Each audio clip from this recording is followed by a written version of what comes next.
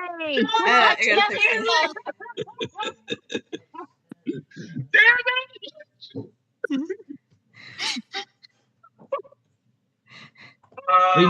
All you need to do now is the due to technical difficulties, you are not able to hear the audio. Well, you have a technical difficulty screen. All right, now audio is activated. So restart that. What do you mean restart? We just started. We didn't mess up for 10 minutes. Yeah, we didn't. I'm going to cut my camera on because you pissed me off right now. All right. Hello, everybody. Welcome to Anime Uriami. I'm the host with the most. Oh, my God. That's disturbing. Shut up. Fuck. Ice Cold Mac Poole. Mac, actually. Ice Cold Mac. And I have my co-host, Maya Fakes It. Yo. Next, we have the person who fucked up the beginning of the show while we were on mute, Franny. Franny. Moving on. Next, we have Ryan.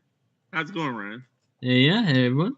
Next, we have I will not be fighting, but part of the bloodline will be fighting Caleb Poole. How you doing? All right, cool. Damn you, Franny. All right. With that said, people, we before we start with the rules. Now, the rules are stated. There will be 4 questions. 1 point. Question. There will be 4 questions. Each of those 4 questions will get you a point. Person with the most points will win. As far as the timing is the same as Gamer Grudge. It's a little bit. I don't know the exact timing, but Maya knows. Oh my good lord. So there will be. Oh, really? I don't have them in front of me. Wait, what was it about you criticizing us for not believing in you?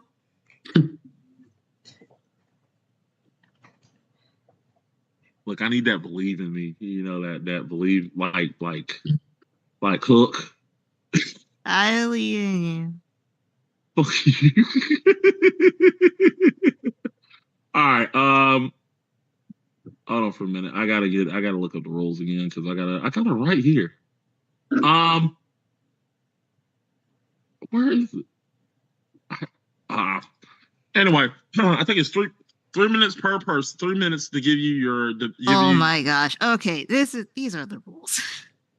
You got them, and you're gonna fuck have with 4 questions. Each question has 5 rounds within that question. The first round, you just state your answer, don't explain crap. Second round, you get to argue your answer for 3 minutes. Third round is the bloodbath for 5 minutes. You two go at it. You two argue why your answer is correct. Fourth round is fact-checking, follow-up questions, cleaning up. 5th round, judgment. Then we move on to the next question. Yeah, what she said. Vote Maya for president. Thank you. I hate you so much.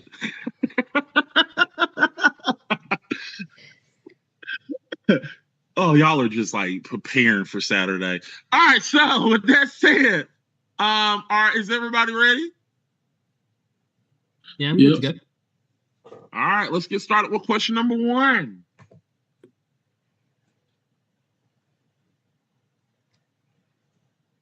Mm-hmm. Do you want me to read it or do you want to read it? I mean, I'm waiting for her to put the question up. All right. So the question is, what is the most disturbing anime show?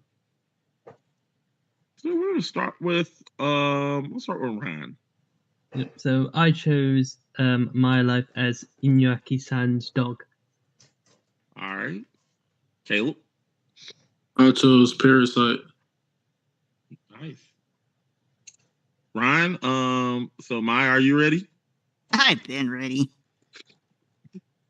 All How do right, you think you can explain the rules? I was already ready to go.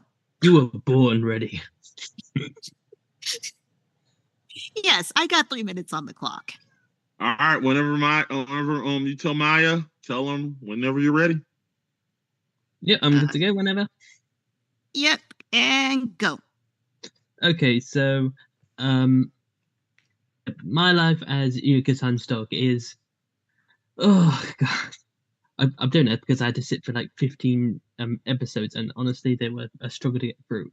So, bottom line is that the main character gets transformed into a dog, and to set like his pretty much the person he's in adopts him as the dog, and pretty much it goes through him trying to discover like how he got who transformed him into a dog and all that.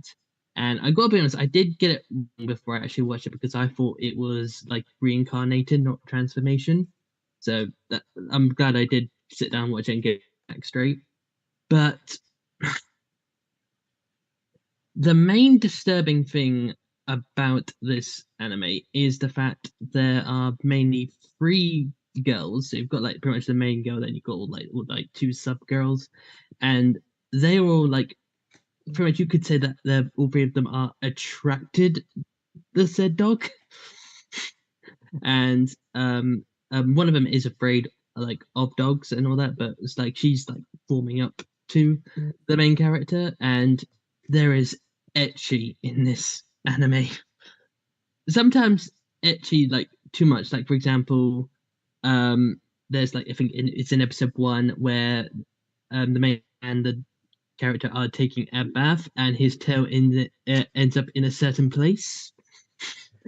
We've also got the pretty much the main girl like cross-playing as a dog to talk to him, and like, there is this oh god, there's just so much that happens like ecchi in this show. Like there is this one bit where 2 of the girls are fighting for the main character's like main dog, I should say, attention, and how they do this is that they both sit down and pretty much they spread their legs, tell them to come to come to a certain place like I think they say call it home, but it's actually in between their legs, and the dog has to go in between their legs. So yeah, it was really, and like there's even like a pool episode that involves a dog. And there was also like I believe it was like the final episode where 2 of them wanted to breastfeed him as a dog, and like during the anime you do find out who actually transformed him, and it gets revealed like how he can come back into a human. That's only through if he kisses like the main girl, like properly kisses tongue wise, because apparently there's something like and stop. Yep. Thank God. All right. Yeah. All right, Caleb. Nah, it's okay. Process what you had to say and save it for the fight. Breathe. Breathe. Let Caleb say his. Yep. Yeah, breathe. Yeah. Go ahead. I'll take my coffee. This is the safe place. Don't worry. Caleb, you're next. Maya. Ready, Caleb? Yeah, I'm ready. Go. Okay, so I don't know a whole lot about the show, like and everything, but the main idea of the show it's about a high school boy named Azumi, and his hands get possessed by an alien, and they're called parasites. The alien's called Migi, and it's a weird looking thing. It's like it's on his hands. It has eyes and like a knife or something, and it looks really fucking weird. And it's on his hand, and he fights these other parasites, and the parasites they feast on humans. So they literally feast on civilians in the city, people that didn't even do anything wrong. They just fucking killing people. Some of the ways they kill people, their heads are like stretch like I don't know, like they was fucking Luffy or something. They'll stretch their head all the way up and their head split apart. And it's really, really, really gory. Most of the monsters have like these weird small eyes. It's like one of them Finding Nemo creatures. I don't know. It have real small eyes on the top of their head with knives, and the way they kill people, they cut people's heads off. So that's why it's very disturbing to me. It's really the graphic scenes that are in the show. It makes it really hard to watch. It's like watching almost an animated version of I don't know 300 or something. It's real nasty. And I mean, it was so bad to me that I was watching at night one time. And I was like, I started looking at myself like, what the fuck am I watching? I mean, it's that bad. It was just nasty, and maybe it's because I'm a little soft, but it was very disturbing to me the way they look and the way they present the creatures in the show. It gives you just goosebumps just looking at it, and that's all I got to say. I know that was 3 minutes, but don't know if I got to take that whole You got time. 30 seconds if you want to keep going. I don't got nothing else to say. And that is fine. So we will stop the clock. Mac for president.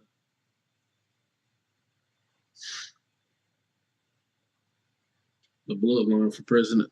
There you right. Yeah! Yeah!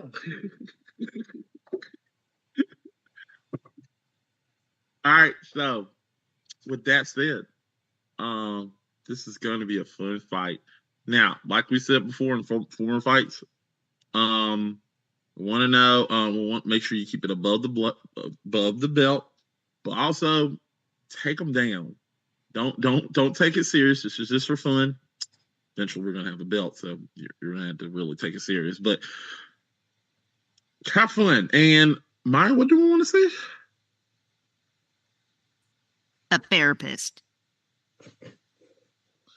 Yes, we want to see a therapist after the mayhem that you're going to create in the first round.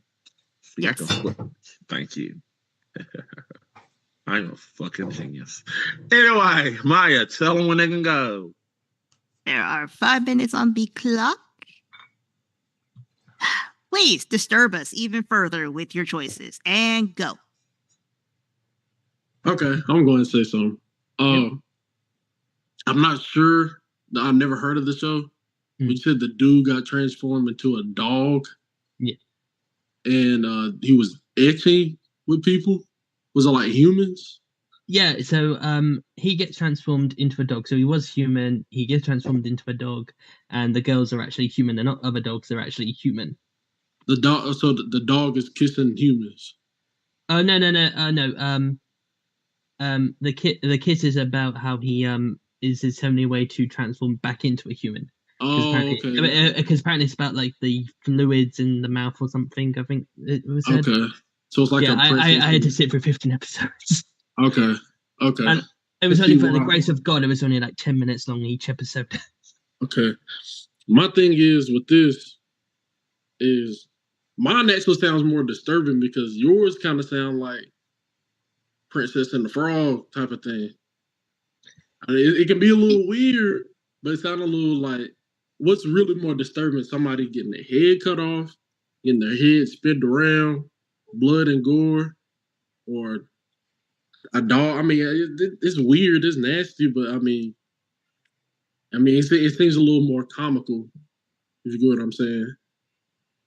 There is like very like little comedy in it. Like it does aim for comedy, but like the only problem is that again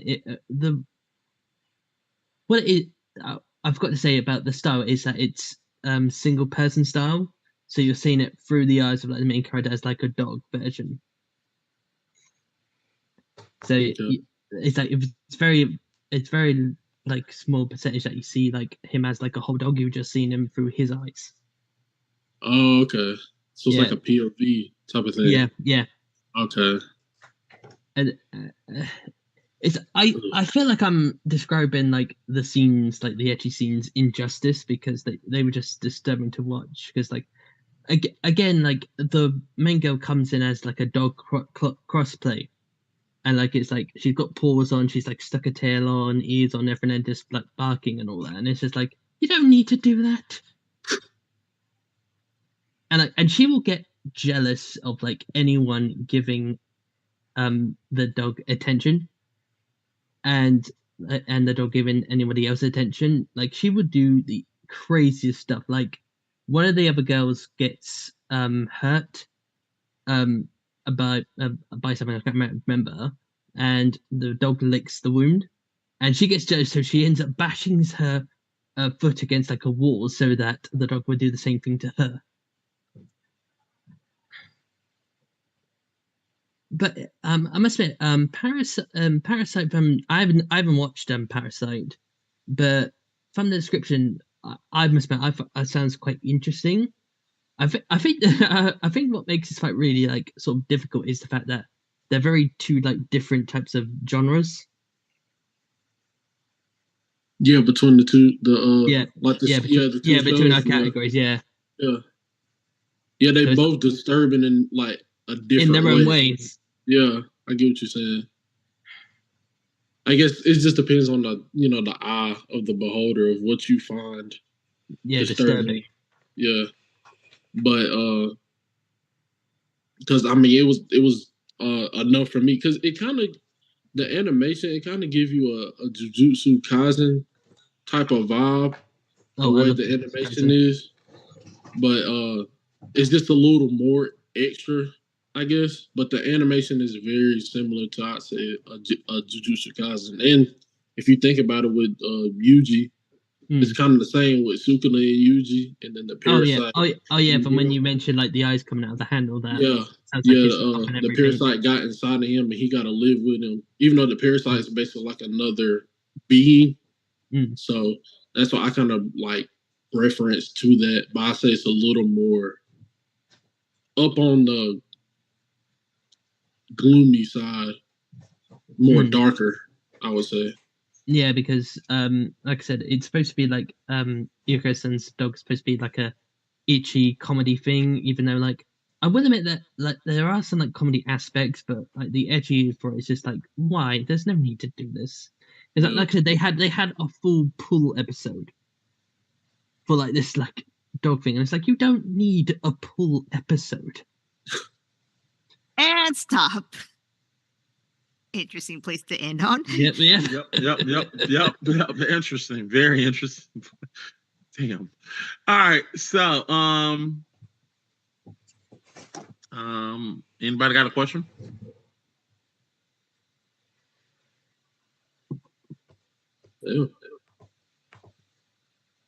Yeah. I got a question. What genre is your anime in? You talking to me? Talking both of you. Oh, I don't know. I can't even. Yours would be considered horror thriller as the overarching genre. And I think you're gonna go by Ryan, right? Yeah. Okay. I think Ryan's is more rom-com. It's ecchi. Because ecchi is the genre too. Yeah. Let me double check that though. It's ichi.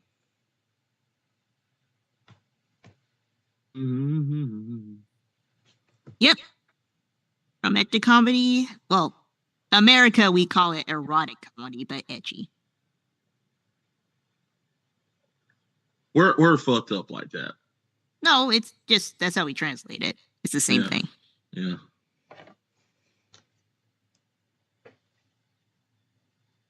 All right. That's it.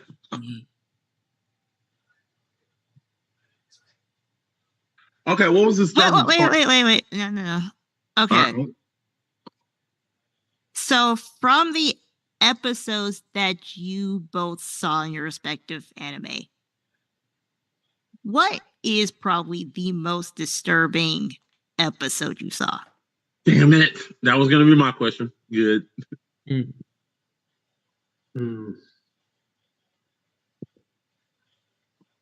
I would probably say it was episode 1 because like I'd heard like people said like mixed things about it, but I thought it couldn't be like that bad as people said, so I gave it a go, and like it I think I said this previously on, it was like episode 1 where they're in the bath together and his tail ends up in a certain place, and it's just like you don't need this.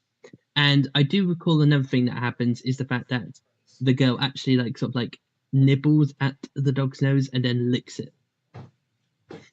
Wow. Well, I think Caleb. Yep. I have to say I don't know what episode it was, but it was one of the parasites that killed a human. But like the parasite, it was a human, and then a parasite came in it, and then it turned into the parasite, and it was like it's like one of them things from Stranger Things. Them little, I don't know what you call them, but they have like a bunch of mouths and teeth, and they had like look like knives coming out of it, and it just came out of nowhere, and then just bit the dude's head off, clean off, in the car too. It was in the car. In the Imagine driving with somebody, and then they turn into a monster and bite your head off. So yeah, it just kind of threw me off. It's in the when people get killed in the show, it's very sudden. Not every single kill, but most of the kills are very it's very quick. Like they're talking, and then all of a sudden, boom, it just happens. So yeah, It's back, baby, and it sounds so good. Anyway, Maya, facts. Okay. So, the three main girls that are in Inukai-san's dog are named Inukai, Nekotani, and Usagi. The reason why I mention that is every one of their names is animal related. Yeah. Inu meaning dog, Neko meaning cat, and Usagi meaning rabbit. And for Parasite, apparently, the series explores philosophical and psychological questions such as the meaning of humanity, its relationship to the environment and other species, the role of instinct and love, and the inherent, oh my gosh, anthropocentrism of morality. All right, gotcha. In other words, it's psychological stuff. All right, good. What, Lafayette? Give us an answer. Who you thought won?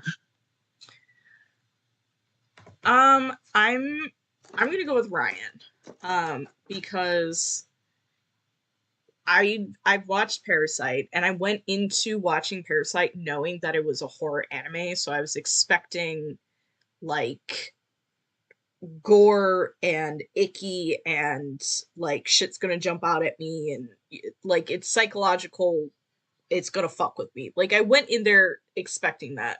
I have not seen Ryan's anime, but what I will say is I watched an anime called Reincarnated as the Seventh Prince, which is a new anime for the season, right? Oh yeah, I've seen. And like the premise of it is he's like a child. He is a boy, he is a child, but they drew this child so feminine looking, and they gave him like chunky thighs, and then they have these camera angles where it's like ass first. But again, they tell you that he's a 7-year-old child, like he is a child. So when you talk about like shit that is fucked, that is fucked, right? So that's why I'm going with Ryan. All right, gotcha. Maya. This one's difficult because psychological stuff always has disturbed me. Whether it's American, Japanese, whatever, psychological horror gets me. However, I'm sorry. The idea of trying to make a whole show wrapped around these three girls maybe not admitting to this, but basically trying to bang a dog is gross. That's really gross. So I think I'm gonna go with Ryan too. Damn. Well, for shits and giggles, Yes. That's I've seen Parasite. It is disturbing. I'm not gonna say that it's not disturbing, Caleb. It is disturbing. Yeah. But I have not seen Ryan's. But saliva. Yeah, that's a sick fuck of the week type of deal. Like they want to fuck a dog, fuck a dog, like. Yeah, it's not like said, but you like get the feeling that's where it's going. Yeah, like you really want to fuck this. It's weird. It's weird. Like, they know he's a dog. They know, like, it's not like he talks. It's not like he's like, I'm a person trapped. No, they think he's a dog. It's weird. Right. It's all weird. As a dog owner my whole life, I have never been like, I'm going to open my legs purposely and let my dog come between them. However way you want to take that. So question I'm saying it that way for a reason. That's disturbing that anybody would do that unless some part of you wants to bang the dog. Yeah. Question 2. They're not. I don't see nothing what they're saying. Some guy named GF1 Studio saying, "I am here, guys. This is epic." And the bloodline is standing on business right tonight. So that's what I said to say. So you want to read question 2? She just put question 2 up. She's really, this Franny want me to shut the fuck up. Okay, question 2. Which family / lineage? I'm not drunk. Which family / lineage has the most drama? Caleb, you're first. I said the Uchiha clan. All right. Ryan? I picked the Joestar family from JoJo's Bizarre Adventure. All right.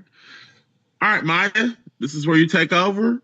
Caleb, whenever Maya is ready, whenever you're ready, just tell Maya. Also, who's keeping track since there's no scoreboard on the thing? Yeah, that's my fault. So Ryan got 1. Right. I'm just saying, who's going to keep track of that? I got you. I am keeping track on a pen and paper. On my, I haven't. I'm not speaking as much. Sorry. No, it's okay. We understand. I'm just letting you know I got this score right now too. So. Okay, 3 minutes on the clock and go. Okay, so I picked the Uchiha clan because the drama with the Uchiha started very long ago. It got so bad to the fact that the government in Naruto had an order to get their clan wiped. Even the Hokage, what's his name, Tobirama Senju, he hated. Oh, I'm coming down. He hated the Uchiha clan.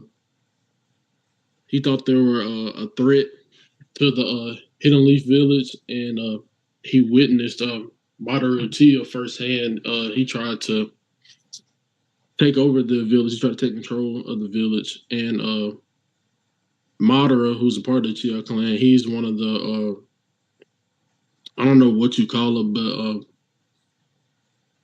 it's a reincarnation of of the good and bad, like Naruto and Sasuke and Hashirama and Madara. So he was the first one of that. But the drama in this clan, they were ordered to be killed. Their clan is ordered to be killed by the government. And not only were they ordered to be killed, they were ordered to be killed by a member of their family. So he wiped all of them out. Itachi, he wiped them all out except his brother, Sasuke. The only reason he didn't do that because he felt that Sasuke wasn't worth killing. He was a child and it was his brother. So years go down the line. Sasuke grows up, and he grows up hating his brother because his brother killed, family members, his mom and dad, and it's called Sasuke. Drove Sasuke to want to kill his own brother. And then the story goes down, and they end up facing each other, and they fight each other, and Sasuke and Itachi fight, and Sasuke doesn't actually kill Itachi. I can't remember. It's been so long since I watched it. He doesn't actually kill him, but then in the end, Sasuke realizes it's a little weird with their family because it was actually Itachi was trying to do. It was a bad thing, but it was a good thing at the same time. Like it wasn't justified for him to kill them, but the reason I can't. There's a reason why he did it, and it was somewhat. You could see the good in Itachi. That's why people kind of like Itachi a little bit more. Stop. Dang, I went my fast.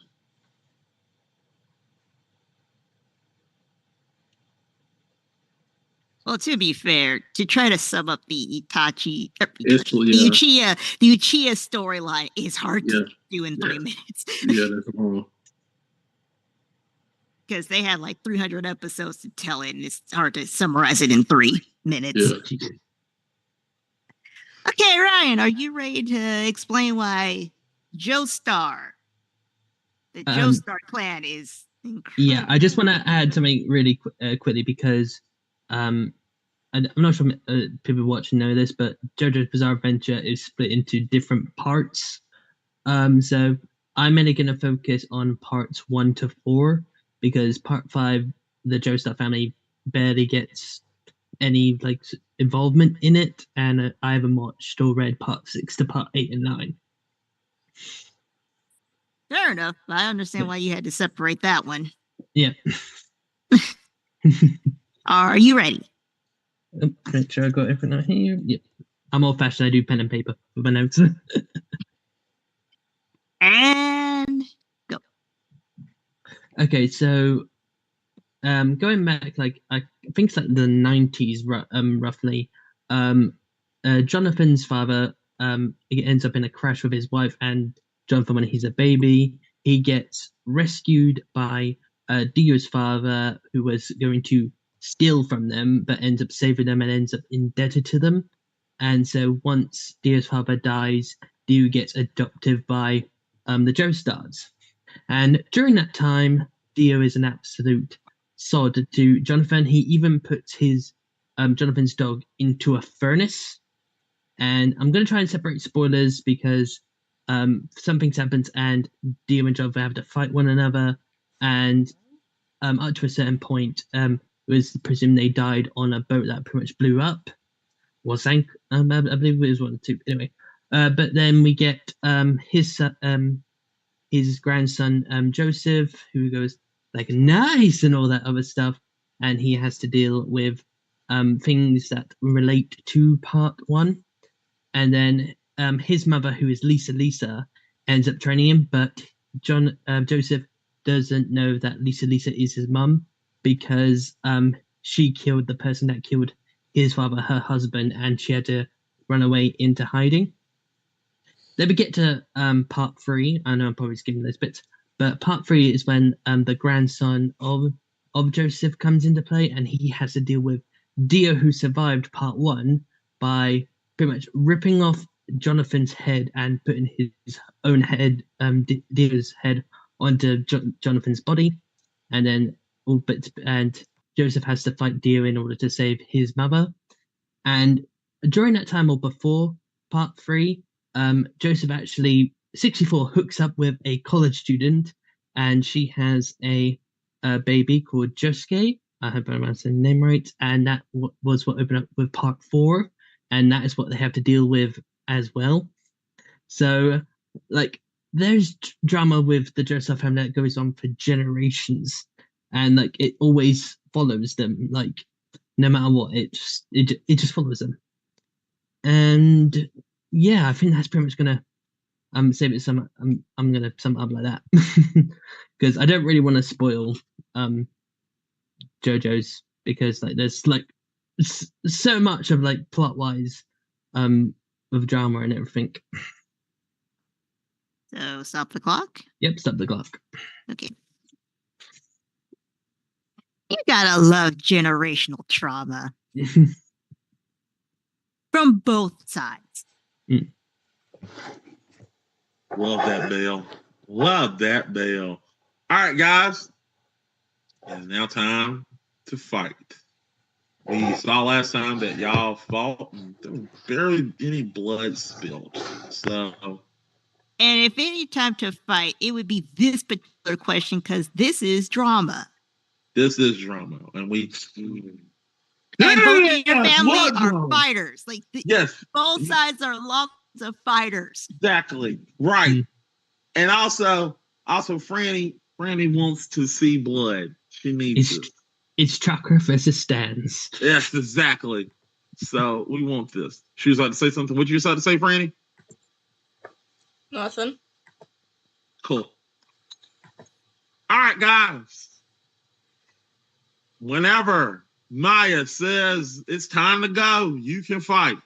I'm going to mute my mic.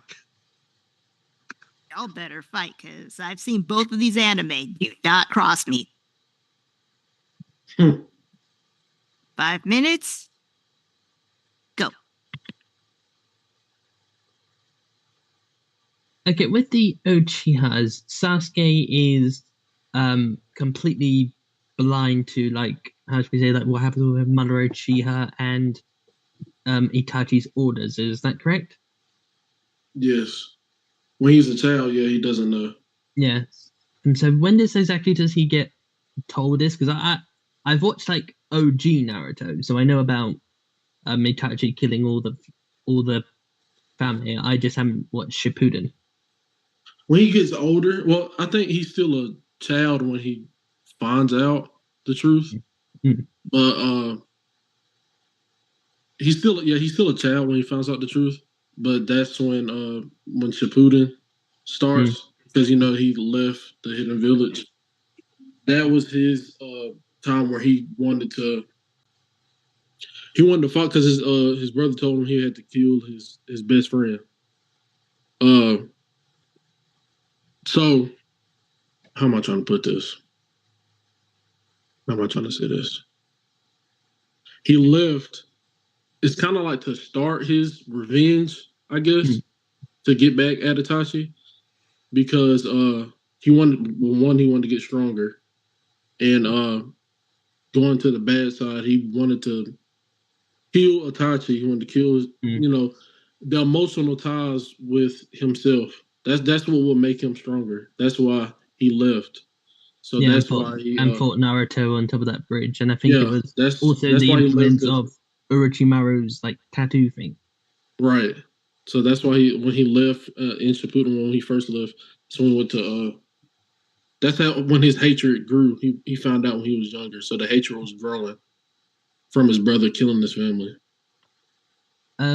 Yeah, because that's got like Diva's got like a different hatred towards like the Joestar family, particularly Jonathan, than to like say Sasuke with Itachi, because Sasuke's got like a valid reason because of Itachi killed the entire family, Right. but has disliked Jonathan mainly because of he has had everything that he hasn't, and he wants to take it away from him. Jealousy. Yeah, and like I said during my like bit, he even stuck Jonathan's dog into the furnace. If I remember correctly, I think there was a toy the dog had, and I think Dio like chucked in the furnace, and then the dog went after it, and he closed the door.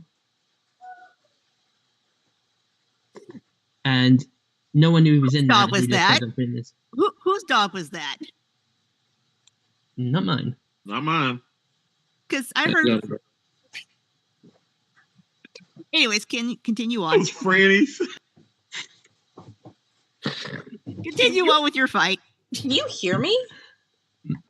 Yeah. So I think that I don't know what really influenced like terms of drama, because like I said, you got one that's got a valid reason, and then the other one you've got like no valid reason, but I'm just going to make your life hell. Right. But I feel like, to the fact that I feel like it's worse that you're on. I don't know.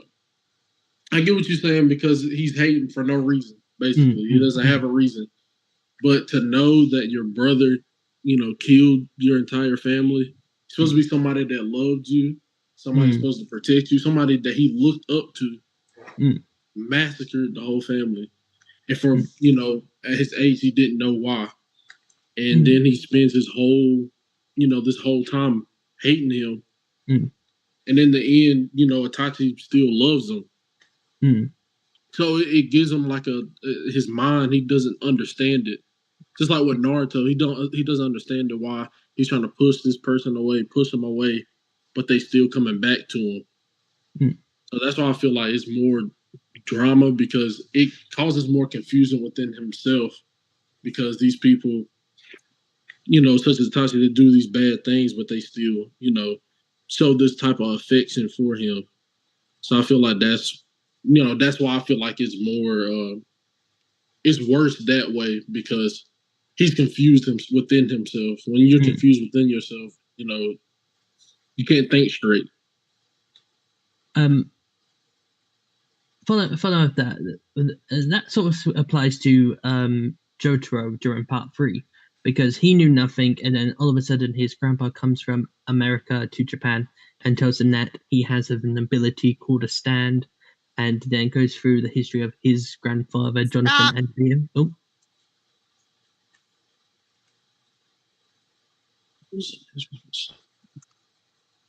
JoJo! Okay, sorry, I had to say that. Okay, Judge Fudge, how to get these guys to fight here? They're having a very gentlemanly fight. Hey, look, time out. Let's be honest here. JoJo is a gentlemanly type of anime. They're gentlemanly. They're gentlemen. Now, I'll admit that. Now, I admit that Caleb picked Naruto, and they're supposed to be the ones that just supposed to stab somebody. Like they say, "Fuck, gentlemen, we're throwing stars in your heads." I agree with that. They'll like you'll literally get a Genjutsu in a minute. I need you guys to be a bunch of girls and start pulling each other's hair. Yes. Yeah. Forget this slapping each other with powdered gloves. Call the other person a bitch. Like this. Fuck you. To be fair, one of your answers is one. See, like this. Fuck you, Maya. That was a good answer. See? So all we say is don't say anything that'll get us canceled. After that, everything is free reign. Y'all are very nice. And that is sweet. And we appreciate that. But like, I know you have bass in your voice. Be like this. Thank you, Franny, for giving us that statement. See? Got you. Yep. That's let's try to spice this particular question up because this was the one where you guys really needed to fight. I mean, you're talking about family versus family drama here. Yeah, exactly. So I have some questions, even though I know the answers to these, but I have some questions. Mm-hmm. Okay, here's one question. Who do you think is the sole hero in your bloodline? Ooh, good one. I'm gonna have to say Jotaro. Jotaro, okay. Yeah, because he's the main one that has appeared in many different parts. Like his main one was part 3. He made an appearance in part 4. If I remember correctly, he made a slight appearance in part 5. And from what I've heard is that he's also in part 6. So he seems to be the one that pretty much is continuing the fight throughout these volumes. Or parts even. All right, so we got Jotaro. Caleb. All right, wait a minute. Caleb, before you give this answer, Maya, calm down before you give this answer. I'm doing this for a reason. I'm not going to lose my cool. I know you'll lose your shit. Since, no, I like the Uchiha clan. I actually do. All right, Caleb, she asked for it. Go ahead. I mean, I guess I would say it's Sasuke since he's the one that's in the end of it all. He's trying to, bring the name back into the light in a good way. But really, in all honesty, I say it's no fucking hero in the Uchiha clan. Most of them are fucked up.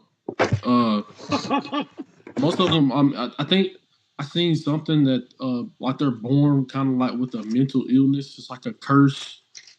that most of that, I mean, they're just drawn to war. They're not good people. They were ostracized from the government, then that because they didn't involve themselves in a crisis with the village. So I mean, they don't give a fuck about nobody but themselves. So Has that got something to do with their Sharingan, the eyes? yeah, Yeah, okay, I think I remember that being mentioned, and it has Yeah. got something to do with their eyes. so I guess I would say Sasuke, but really they all pieces of shit. Okay, with your answers, which fight for your answer with those two characters. Fight for your answer. Who's better? Who's better as in what? Who's the better hero? I'm going to give you a minute on the clock. Fight. Um, Light a fire under your buttholes. I would say nope. I would say Jotaro because nope. I said I'm giving a minute on the clock. Hold on. Okay. Actually, I'll give a minute and a half. Hold on.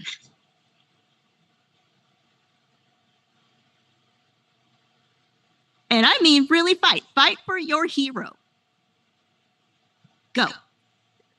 I would say it's Jotaro's probably better than Sasuke because he's only taking on Itachi. Like he's not fighting like like maybe someone like Madara. I don't know if that happens or whatever. But Jotaro is like dealing with things that happened like 2 generations ago with Jonathan and Dio, and then even after that he's continuing the fight with part 4 with Josuke, who is Joseph's son, and then of course he has to and he's finding out about Dio's son. So he's just like he's taken on the mantle of everything that the Joseph family is and fighting to pretty much protect it. Well, I'm gonna say Sasuke in the hero aspect. Sasuke is a part of what saved the world because Sasuke did end up fighting Madara, who was I forgot what it was because they ended up fighting Kaguya too. It has something to do. I can't remember all that. I haven't watched that show. But then again, Sasuke's more of an anti-hero rather than an actual hero. He's more of an anti-hero, but he in actuality he helped save the world. In the end, he helped save the world. Without Sasuke being there, the world would end. And Naruto wouldn't have beat Madara by himself. But I think that's the problem with like heroes like Joseph has like never been like the bad guy. He's just done what has needed to be done to protect the world. And whilst Sasuke, it sounds like Sasuke is like 1 minute he wants to, betray people and just like go and do his own thing. Yeah, he saved the world. And then the next he's going off and pretty much saying, "Oh yeah, I'm gonna save the world." Yeah, he saved the world for his personal wants because in the end, he wanted to be the Hokage. So it sounds like he's just like changing with like whatever how he feels, whereas like Joseph, like he knows the threat that stands and everything can do, so he, is dedicating his life in order to protect it. Sasuke is a selfish hero. That's what I say. Yeah. Sasuke is selfish, but I don't think Jotaro is like obviously he was selfish during part 3 because the main what? Nothing. I sneezed. No, because during the main during his part it was his selfish thing was to save his mum who was affected with I think a stand, and he chose to like go fight Dio for his mum but also protect the world. But after that, he decided to dedicate his life to pretty much the study of stands and everything else. A long ass minute. Oh, it's because I purposely paused the clock because you actually were fighting. I stopped it at 14 seconds and I was like, oh, they're actually fighting now. I got a long ass minute, it was. I was sitting there thinking it too. I was like, that is a long ass minute. Damn. I was like, yep. Yeah, if you guys hadn't started fighting, I would have kept going, but then you guys started fighting. All right. So 5 facts All right. So, yes, the Chia clan is incredibly screwed up. And it does have to do with their Sharingan, but I forgot what it says. But yeah, because they're part of kind of a three-part, where it's the Sharingan, the Rasengan, and the Byakugan, which is the That was a Hyugas. Rinnegan. No. It's like there's like a three-prong family system here. So it's the Rasengan, the Sharingan, and the Byakugan. Oh, I get what you're saying. They're like the prime families, basically. Right.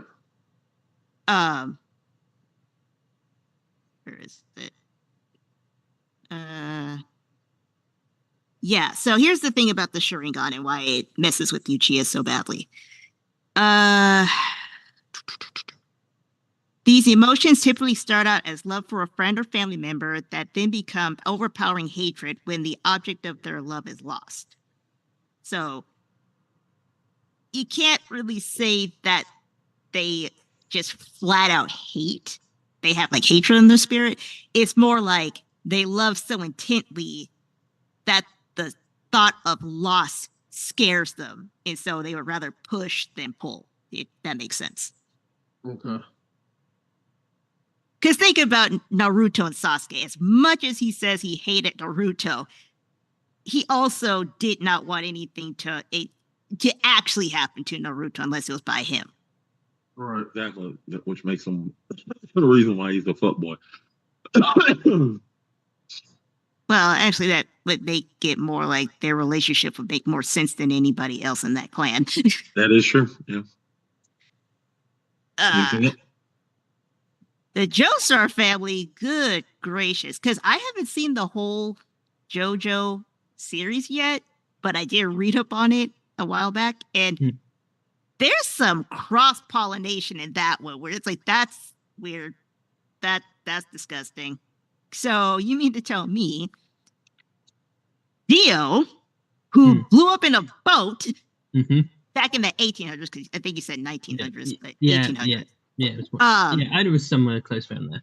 Yeah, it was 1800s, because Joseph was born in the early 1900s, I think.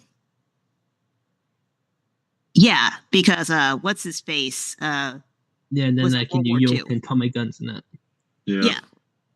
So, you mean to tell me this man blew up, somehow replaced his corpse with another corpse, impregnated somebody, and now they have like a weird, this is how two men could have a baby complex? So from what I remember is that there was due to events of part 1, there was a sarcophagus, and it was pretty much like really like strong steel. I can't remember what steel it's made out of. And Dio was only a head. Like he had no body, he was just a head. And Joseph like stayed behind to make sure Dio actually probably dies. And it was explained later in part 3 that the Joestars have like a star, like a tattoo around, I think, around their neck. And it was revealed that Dio, shoulder blade. And it was shown Dio having a body that had that star, and the only possible explanation could be that Dio took off Joseph's head and then stuck his own head onto Joseph's body. But still, you're still talking about weird cross-pollination between those two. Yeah. Because I don't care whose head is on whose body, that semen doesn't change. So it's like a weird, like down the line, it's a weird Dio bloodline and JoJo bloodline. I think it might change because Dio had changed his so spoilers for part 1. Dio becomes a vampire basically. Yes. And I think with his like because of his head being different, and there's obviously his biology being different, maybe it altered Joseph's body into like sort of like mold it into his own. But it's still a Yep. weird cross-pollination between those two. Yep. Because you still get like later down the line, you get a Dio Jojo baby bloodline. Oh yeah. Oh yeah, you do in part 5. That's who we actually follow in part 5. That's messed up. That is messed up. And if I remember correctly, we don't even know who the mother is, because if I remember in part 3, it was hinted that Dio had many lovers. Exactly. It's weird. So there you go. Both families should probably never breed anymore after this point. Also, I have a friend that want to come in. Do you want me to let him come in? Boss. Sure. We're gonna let Gumbo. My friend Gumbo wants to come in. You all know Gumbo. So hold on. Let me give him the link. Let's see. Gumbo. Oh, wait a minute. Yeah, while we're doing that, who you thought won? Who has the most drama? Because I have to remind myself of what the actual question is. Who has the most drama? Shoot.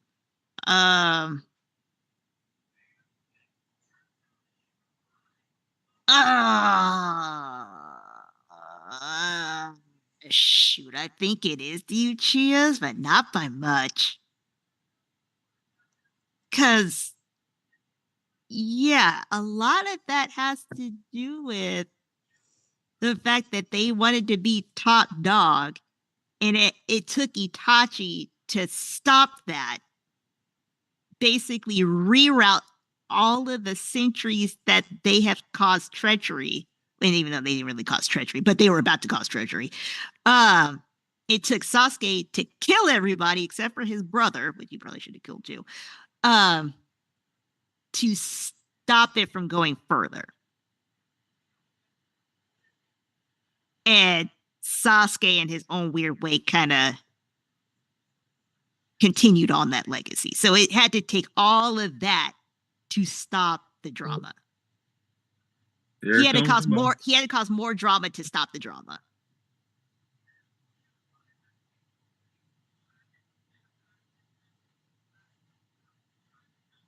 And it got quiet.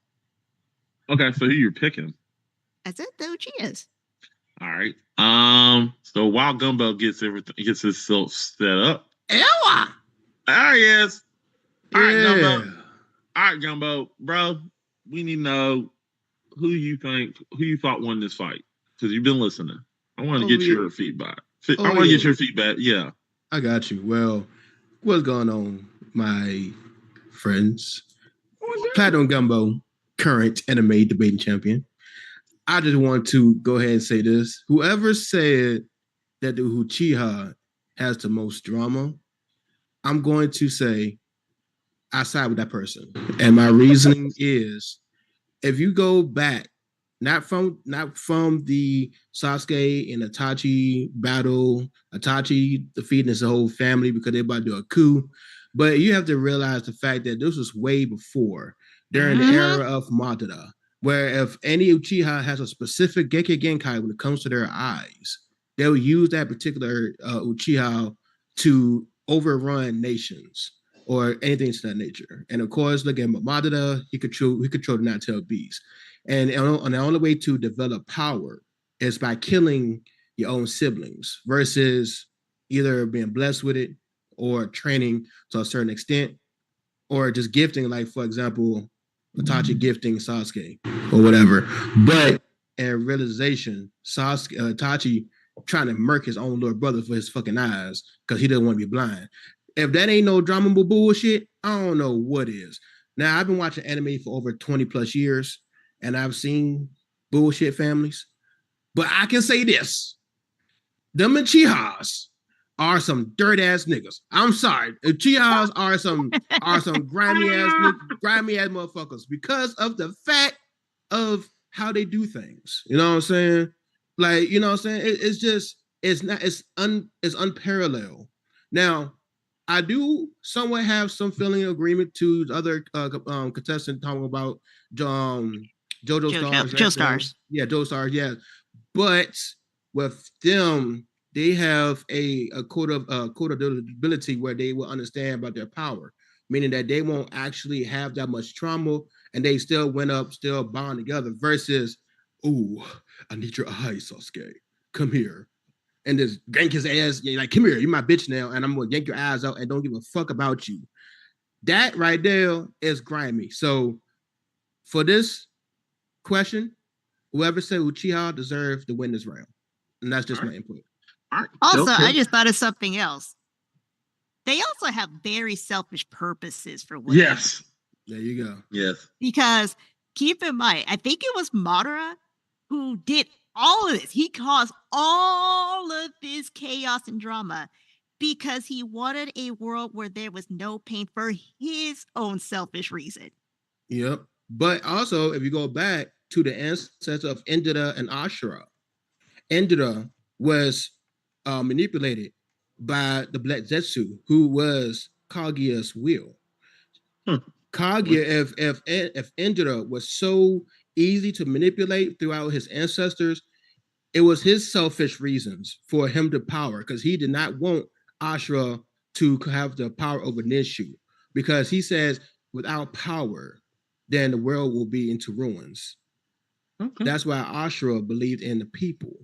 Now you put it in retrospective. The people, as in Joe Stars, the ignorance and the selfishness is the Uchiha, which is Indra.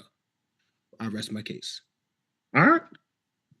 Well, thank you for having me. No problem. No problem. All right. So with that said, I'm gonna go next. Wait, hold on. Before we continue on, though, you hear that passion in Gumbo's voice and my voice? That's the kind of passion we need in the fight rounds. Yeah.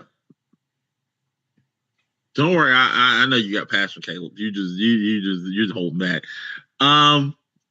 Me personally, I'm gonna be honest. I know both of these animes. I know the ending of both of these animes. I know Joe Star. To me, let me talk about Ryan. The problem with the JoJo and the stars and that whole situation is it feels like it's not a family drama situation. It is the drama drummed up by one person. While it is fucked up, it's just one person. He's the only person that's doing this shit. There's nobody hated each other. There was no hatred between each other. There was no drama stirred up between Trump. It's just one person stirring up all the drama. The Uchihas, them motherfuckers said, go to war. We want to go to war. Fuck it. We're going to take down Elite Village. And they did not give it. Then plus, each individual has a self, like they're motherfuckers. They're motherfuckers. Like I remember first watched Naruto, and Sasuke was like, "Fuck you, Naruto. I want to get stronger to beat my brother." Well, Naruto's like, "Well, let's work together and we get stronger." No, this is my own battle. You dumbass. If your family wasn't so fucked up, you would have known to work with Naruto to actually do something instead of doing stuff by yourself, which you did in the end of the anime. So, with that said, yes, it's Uchihas. That's how you get passionate. Franny? I concur. All right, cool. Hey! So, that's 2 A's. Go ahead and find the A's, Franny. What? I thought she was gonna say "fuck you," but she said "what?" Damn it. Anyway, all right. So Caleb, you hit that win. Also some other answers which was set in the chat. Gumbo actually gave some. He said not only the Uchiha clan, he said the Hyuga clan. Ooh, that was another one I was going to mention because they got issues too. They got some issues, like because I was going to mention Neji because Neji is a bastard. Like, I'm not going to let you do anything unless you. This is bullshit. I said But you have to admit, he had a quicker redemption arc than Sasuke and a more believable one. All right, yeah, cool. I went with Kenshinra from family from Fist of the North His Star. North Star, that's a messed up family. It is. Like Kenjaro literally has to go all the way to fight all these motherfuckers just to go see his family. Like, fuck you. Okay. Damn, that show's amazing. But yeah. All right, so Caleb got one. The bloodline got one. Yeah, but Ryan got one too. Yay! Okay, anyway. Question 3.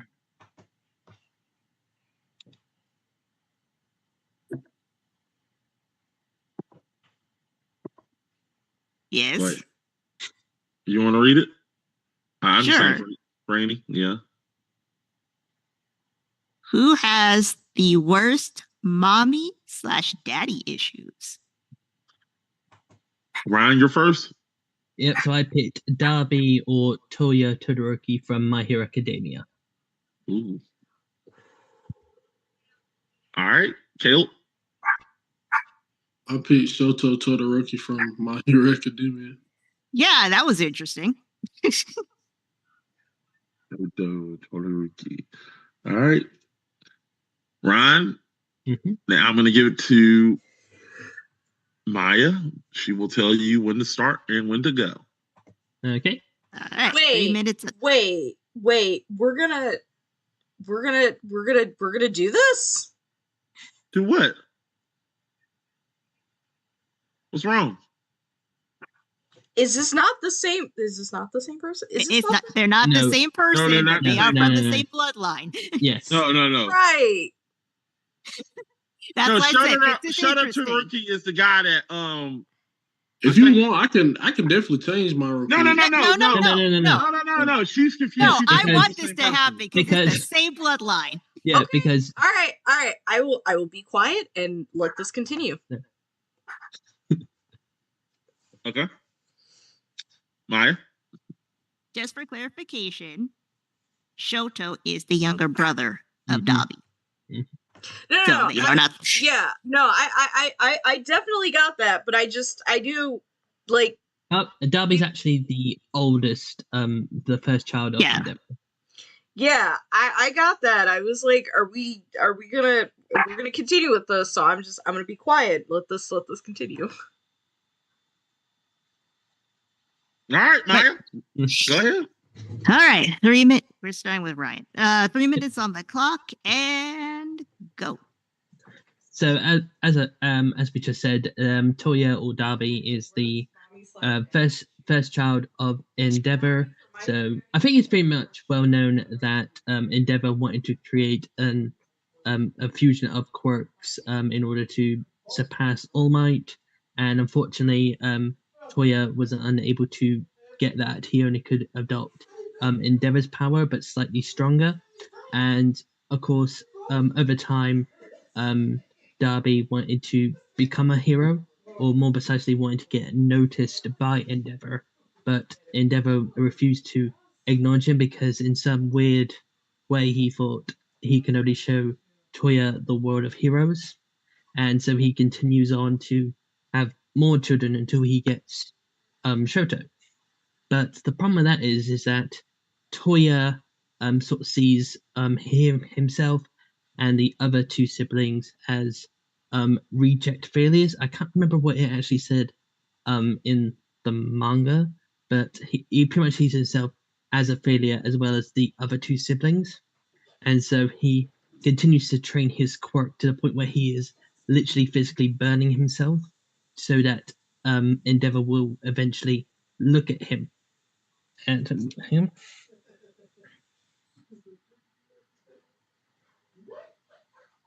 Yeah, and I think deep down he developed jealousy to see to Shoto because of he was getting Endeavor's attention, and he actually went and tried to attack Shoto because he was the one that was getting Shoto no, not Shoto, Endeavor's attention, even though he was just just born.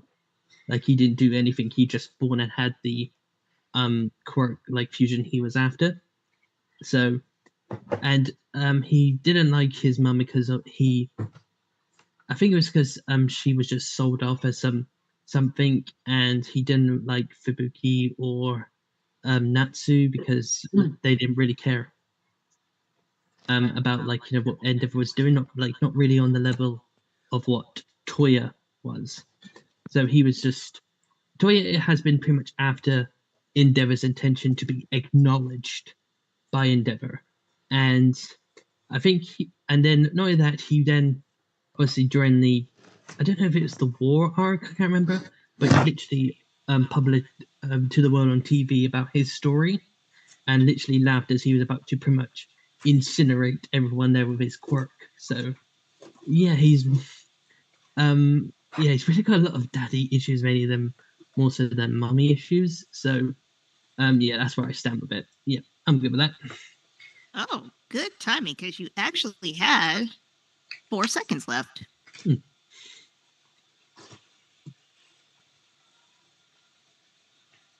Caleb, Yes. are you ready? Yes. Go. Okay. I picked Shoto. He's the younger one. Shoto. When I think of this relationship, I trying to bring it to like a real life type of thing. You ever had or know one of them people, somebody daddy, and they swear to God they was the shit playing basketball, and if they didn't bust their knee or something, they would have been the next damn LeBron James. That's what I think about with this relationship because he wanted his son, he molded his son. He started training Shoto at 5, I think, to be stronger than All Might. They got and he was abusive to their mom. I think their mom's name is Ray.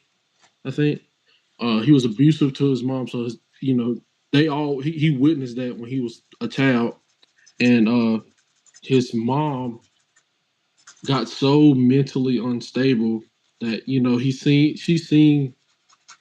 she basically seen like Endeavor in Shoto, and she threw boiling water on his face. His own mom threw boiling water on his face. Gave him a burn on I don't know what side, but it gave him a burn. He basically looked like Zuko. Gave him a burn on his eye, and it's like to me thinking about how someone you get he's his dad basically is forcing him to do he can't pick what he wants to do. It's one of those childs, those dads, they force things on their child and they mold them to something that they want them to be and not let their child choose who they want to be, when they grow up. And Endeavor, he was he grew fondly, of his son because he was the strongest. He felt like his threat to be stronger than All Might. But it took a toll on Shoto's mind because his dad was always in his ear telling him what to do, telling him what he should be doing. And having that weight of, I have to listen to my dad. I have to, live up to that, his name, because I think Endeavor was the number 2 hero. Just because his dad wasn't good enough. So but that's all I got. I'm gonna say the rest for the fight. You also made very good time. You had 10 seconds left.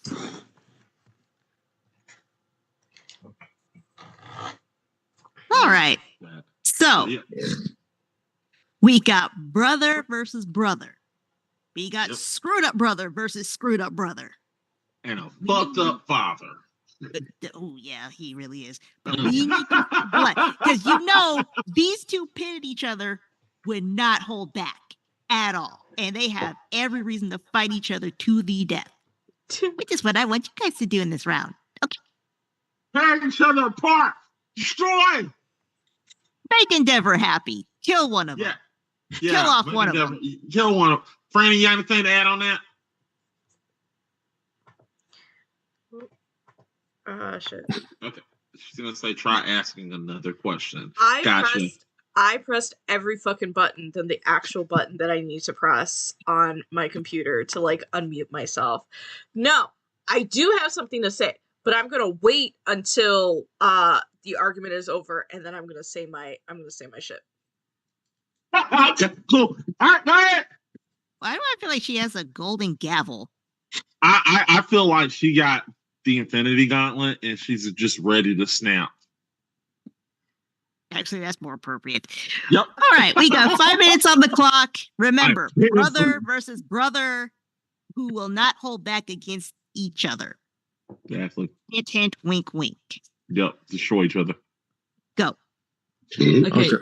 Oh, go Okay, ahead. so my problem with Shoto is that while at like when we get first introduced to him, he was resentful of Endeavor without doubt. But as we've moved on, like with the series and all that, he's like evolved into wanting to pretty much like fix up his family as much as he possibly can, and like he's not doing it because of like resentment to Endeavor or trying to get over it, but he wants to like make the family as like a normal family, whereas Darby has been so obsessed with wanting to get Endeavor's attention that has driven him into pretty much joining up with Shigaraki and everyone, and pretty much wanting to burn everything Endeavor has, because pretty much Darby practically pretty much destroyed his mental state by revealing that he was still alive, and that released that video of like what he and the rest went through, and destroyed his reputation as the first hero. So I feel like Darby Toy is more obsessed with his daddy issues and wants more than ever for Endeavor to acknowledge his existence, whereas Shoto is just wanting to just fix up his family at this point. Okay. I'm gonna be honest. This ain't nothing personal. With Dobby, sound like a little bitch. That's what it sounds like to me. This is why I'm gonna say this. And I get you wanna have the attention of your dad. But Shoto, all he did, he was just born. He was just born, and he inherited this, and just because he was born created this obsession for him to want to wanted the attention from his father. I'm not sure it was Shoto altogether. I think it was because the fact that Endeavor and the mum was like always pretty much birthing a new the other older brother and the older sister. It was the fact that they were consistently making sure to get Shoto, and the fact that he Darby wasn't enough for Endeavor, and all that he wasn't enough for him to like give him his full attention. Right. Because I just feel like having to having somebody over your head telling you, trying to mold you into something that you may not want to do. To me, I feel like that's worse, especially because he didn't ask for it. One is basically asking for it, the other one's really not. You know what I'm saying? Mm-hmm. Because because I haven't watched all of it myself. Yeah. But it sounds like the older brother kind of wants the younger brother's role. Oh yeah, I 100% say that. But so it's more of a jealousy thing. Well, between his brother, but I mean, his dad, he just wants the attention from him. But I don't know. To me, it sounds like would you want knowing dickhead on your dick all the time, or would you want the annoying dickhead to not be on your dick all the time? That's how I'm taking it in the instant, in a little bit, because Shoto, I would definitely say, is getting over his issues, because during the sports festival at the very end, he goes and visits his mum and rekindles their relationship. And with Endeavor, he still is rebellious against Endeavor, but it's to a point where he doesn't hate him. He wants to pretty much outdo him, just in the way he didn't expect him to. While as Darby has holded for years this resentment to all the other members of the family, as well as always wanting Endeavor's attention, and it's like a poison to Toya, the poison of wanting attention, of wanting to be acknowledged, while as Shoto didn't want to be acknowledged. So I feel like that really changes how you see things, because all he's seeing is that Shoto is just all of a sudden this golden boy. He's getting all this attention, all this love, while as Darby's just, where's my love? I was born first. I've done everything you want and tried to make me to be, and it's not enough. And stop. Much better. Well, it was better. I said better. We've had much bloodier, but this was better. Yeah, this was a little bloody. That punk ass, that bitch from yeah, that actually cracked me up. That cracked me up. He said he's a bitch. I was like, yes, yes. I was hoping for punk ass bitch, but bitch will do. Gumbo's going crazy in here. He want to come in because he's just upset. He wants to hit y'all with the belt, so I don't know why, but he said he feels. Did you want to say your piece, or did you still want to wait?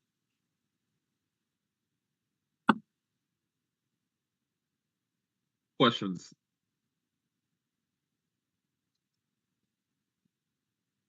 Who do you think would actually get Endeavor's love?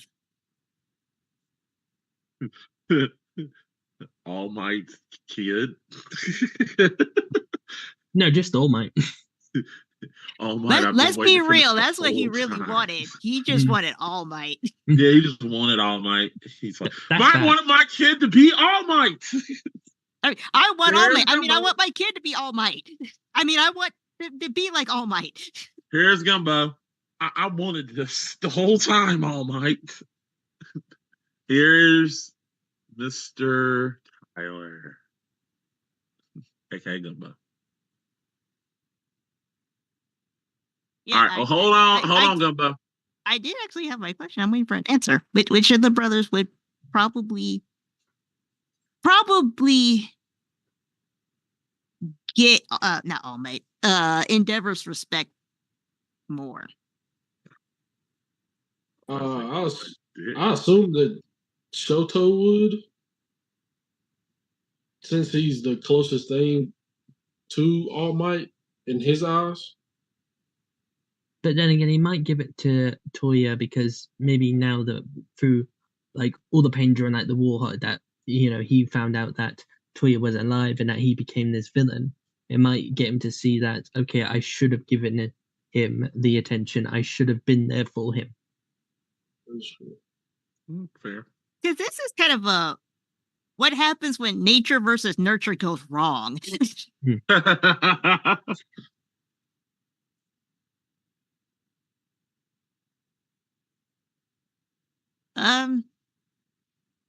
Whoa. Oh gosh. I hit the wrong button and a video played very loud in my ears. Yeah, I mean, they were pretty much on point with without going through all the anime stuff. Yeah. Their actual family background was actually pretty accurate. Dobby was the more energetic, probably more upbeat one to start with, and then Shoto was the closed off one, and then they kind of switched personalities. Yeah. And actually, if I recall correctly, Darby is the only child to adopt only Endeavor's ability, and the other two, apart from Shoto, only have the ice ability from the mother. Both. Yeah, that's the reason he was trying to get, he was fucking her to get both. That was to get Shoto, basically. Yeah, to get Shoto. So yeah, that's the fucked up thing about Endeavor. Yeah. So yeah, other than that, they were pretty much on point. Because he was like, yeah, fire and ice is gonna really fuck up All Might. I think it was due to the fact that Endeavor's fire ability, that if he overheats it, and it will damage his skin and everything. Yeah. So he needed the cold ability to help decrease his flames. Which is funny because they both got messed up either way with flames. Yeah, but we have the Detroit. Well, you got Detroit Smash, the United States Smash. Oh yeah. Yeah. Texas Smash. Still wondering when he's gonna get to California. California Smash.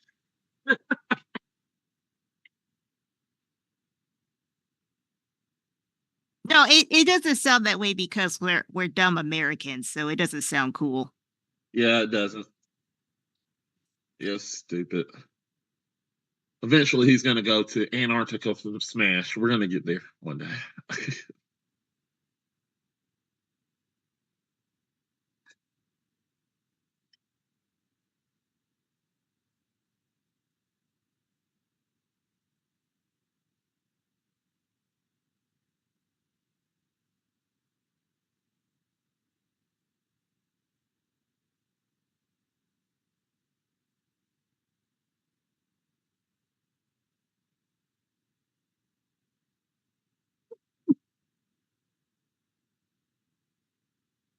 Do you blame him though?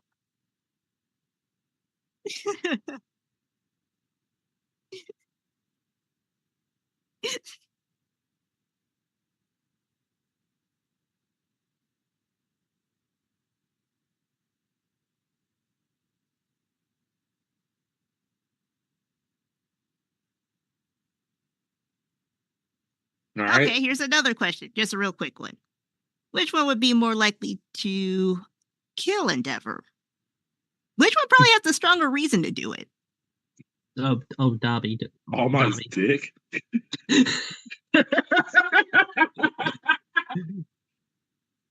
I'm just being honest. New York Smash. Carolina.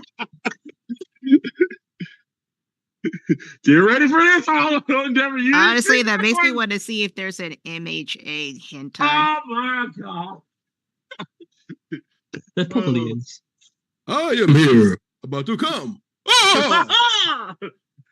Get ready, Endeavor. I'm about to turn left. Lay it down, girl. I'm about to go plus ultra. Well, at least we know where he got the United States of Smash from. Exactly, right? He brained everything. All right, I'm done.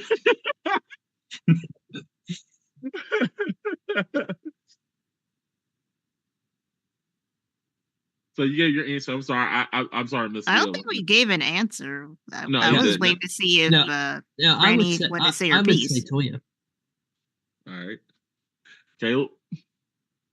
Oh, I think I concur on that. I actually have to agree with him. I'd say that Dobby would. No, I thought you were agreeing with me. But yeah. Yeah, I thought you were agreeing with me. Because like Shota is at the point where like he doesn't want like the kill Endeavor or resent Endeavor. He just wants to make like his family pretty much as normal as they can be, even though that's a bit much of a thin stretch. Yeah, I think that's another one that could have been for question 3 or question 2.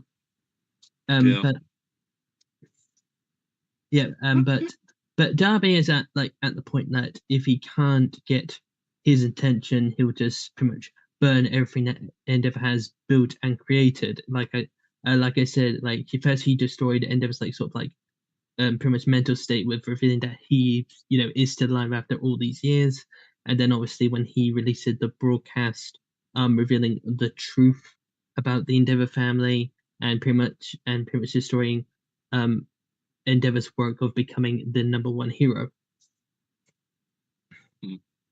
Fair. I feel like I feel like even though it's between you two, I feel like I had the right answer.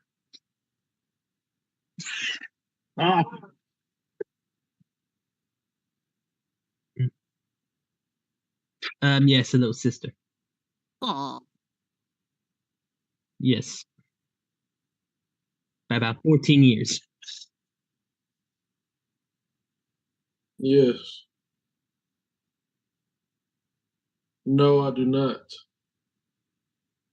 Only child. Uh, Yes. Youngest. Technically, not. That's a That's lot. You're interesting. not the youngest. You're the middle. Well, I'm not. I'm not counting Kobe. I'm not counting the kids. Oh, okay. Yes.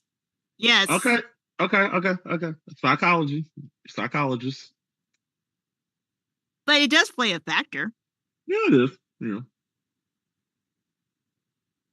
Let me cook. Wait, is that what you had to say? Oh.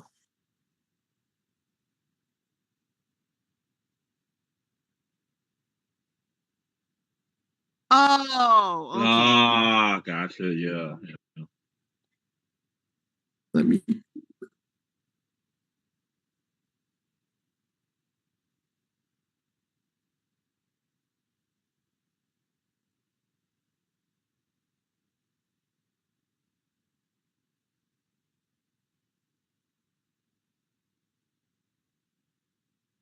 Oh, I get it too. I get it too. I'm the youngest. It sucks. Let me cook. I can understand Shoto because I was kind of that child, even though I'm a middle child, but I was that child. Yep. So, what's next? It would be Judgment. Yeah. So first, let's just let. All right, Gumbo, cook already. Let me cook. Let me fucking cook, bro. Because if one of these guys have to face me, bro, I'm gonna eat them alive because I'm in your fucking chat.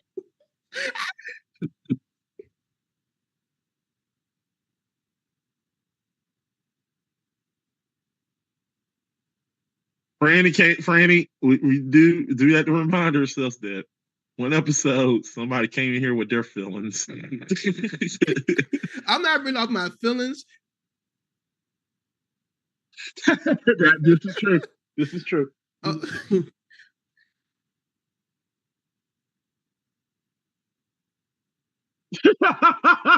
no. So let me explain myself. One, I don't feel no blood loss. I need to feel that carnage. I like the arguments, they good points. But where my blood is not boiling. I'm sitting here just like scratching my nails, like I'm Jotaro off a Demon Slayer. Just like, where's the bloodlust? I heard the first bitch. That was it. I'm like, what? Like, give me some more. Feed me more. So I just want to cook real quick. I love y'all. I just want to cook. Mac, can I cook? Go ahead and cook. Can I cook? Yo, you got a minute. Dabi and Shotaro. Fuck both of them sons of bitches. Goddamn crybaby ass. Oh, dad, look at me, train with me, looking ass. And then fucking Shotaro. Endeavor had to R-word his wife to make a child because, they don't have the perfect quirks. Fuck that shit. The person that has the worst father figure in the whole anime community, I would say, would be Sanji, because this dude was born out of no recollection, was thrown in a cage because he wasn't like his brothers nor his sister, and the only person that gave a damn about him was his mother, who his father had to fucking poison because, oh no, Sandra, you don't have my exoskeleton. No, you had to chemically induce these kids because you want the perfect army. Come on now. Sanji had to go through so much turmoil. The brother whooping his ass. He was fed terribly. Got terrible food. His mother died. Father disowned him too. His father disowned him. He said, "You cannot be my son no more." Exactly. He told him straight to his face. That you wasn't engineered connected like your brothers and sisters. And then years later, here comes Sanji saying, "Hey, yeah, I'm tired of my father. I got nothing against him." But then you still line along with the father because you had to forcibly get married by your father's rules. Get forcibly married to goddamn big mom, ugly, 3-eyed, some froggy ass daughter. So, with that being said, that's my passion, Dale. I want to see some blood loss. Okay, I look. Again, I love y'all energy. I love the fact y'all give it. I need y'all to fucking fight. Like you see, like Miss Maya said at the beginning. You hear the passion in our voices. I want to see that. I want to get out my seat saying, "Hey, yo, Caleb is fucking right. Hey, yo, Ryan is fucking right." Don't make me come up here and give you the taste of this 32 years of anime watching knowledge right here, because I am passion. I am Gumbo, and I am me. Okay, so fuck both your answers. I'm gonna say Sanji. If I'm not even part of this damn shit, I'm gonna say Sanji and Vegeta. Fuck them. I'm out. By the way, he's also the champion, so this is who you would fight if you win. Exactly. Yeah. So y'all better come at me, because I'm telling you, I will devour y'all. I'm telling you, I'm that height. I am fucking Beavis and Butthead without the crack. Okay, so I'm telling you, if you're fighting against me, I want y'all to come at me like y'all want to take my throat. Okay, I want that energy. Feed me that energy. Thank you. Yeah, So is he not gonna vote? No. Don't, no, I ain't voting this one, y'all. I just want to cook real quick. No, it's okay. Damn it! This is the type of energy we want next season of the TF1 Studios universe, because we're gonna deliver that shit. Anyway, you can go first, boss man. No, I don't mind going first. All right. Okay. So with this, Ryan, yours is like he's the older he's an older brother. He's done a lot of things, and he legit is fucked up. This whole family's fucked up. Let's be honest here. But with Caleb's answer, it's more so like, oh shit, it's like, yeah, I seen what he went through. He really hates his dad. He literally just hates him. He hated him so much that he didn't even use the fire part of his side. He hated him with a passion. That was some passion with that. Like, he legit was like, hey, so you know you can use your fire side. Fuck you, Dad. I'm not using my fire side. He legit was like that like fuck you energy to you, Dad. Fuck you, Dad. That he purposely hindered himself just to not use it. Yes. So with that, I like your answer, Ryan. I love it. I'm going with Caleb's because it's just there was more hatred with him. I'm not gonna lie, there probably some future stuff that puts him over the top. But right this moment, he just got the win for me. I'm sorry. Let's go with Maya. No, Franny. Oh. Let's go with Franny. Yeah, Franny next. Okay. Yeah, sorry about that.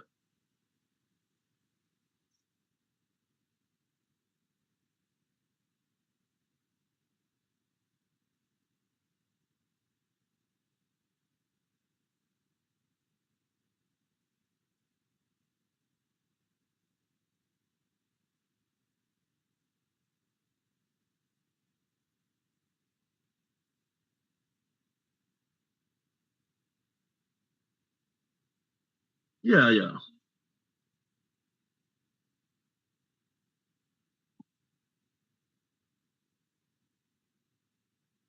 Yeah.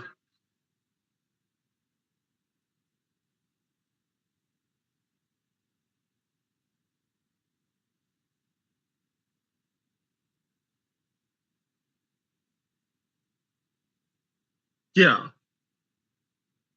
I get it.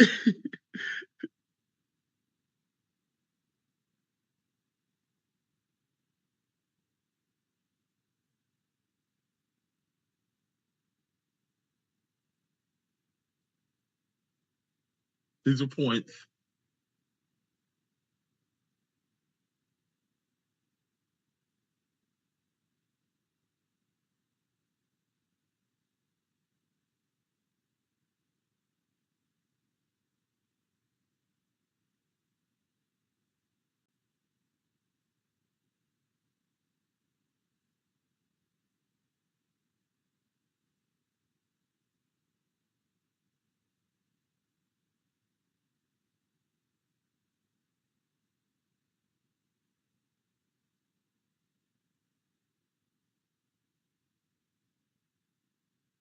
Right. I get you. I get it. All right, Maya. Okay. What pains me about this particular answer is I have to get kind of personal with it because this actually happened in my family. So, I am a middle child and I have an older brother and obviously a younger sibling. But I was always the one, kind of the show pony kid, the one that always had to be shown, always talked about, always praised.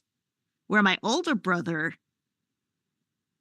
my dad barely mentions him. My friends didn't even know I had an older brother for years. Even though I would say I had one, they did not know I honestly had an older brother. They thought I was an only child for a long time. Um, and I have seen the effects of that kind of upbringing. Yeah, I am a middle child.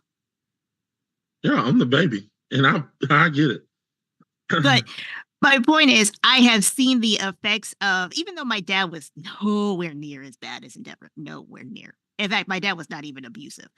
I'm just saying that, again, that nature versus nurture thing plays an effect here because no matter what I did, I was still kind of the praise kid, and my brother was kind of the black sheep. And it does have an effect. So my brother is still dealing with that kind of stuff, even though my dad has apologized. He has tried to redeem himself. My brother still holds on to that resentment, which is why I'm going to go with Dobby, because I'm like, holy crap, I have seen this. It is kind of scary.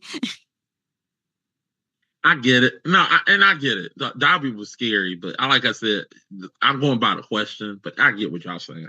Well, you're talking about mommy and daddy issues. Yeah. They both have it. They both have it. Like, with the question, I felt like, I'm like I said, I'm not arguing with you. I just feel like with Caleb's is more like, with Todoroki is more like, fuck you, Dad. I'm not using my fire side. That's the way I feel. Where he just like, fuck you. But the other side of it is, Dobby is so much like, I want approval that badly. I'm going to destroy myself. I get it. I guess we're seeing it, but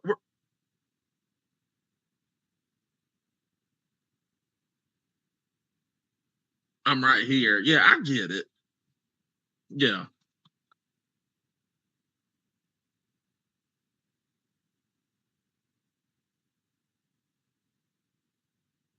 I get it.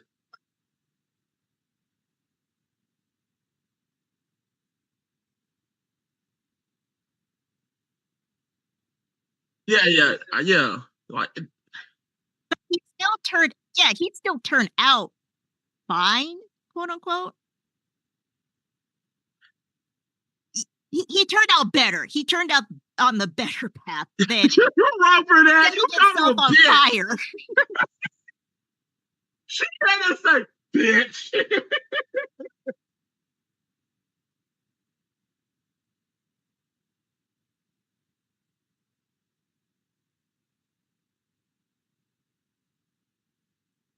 Yeah.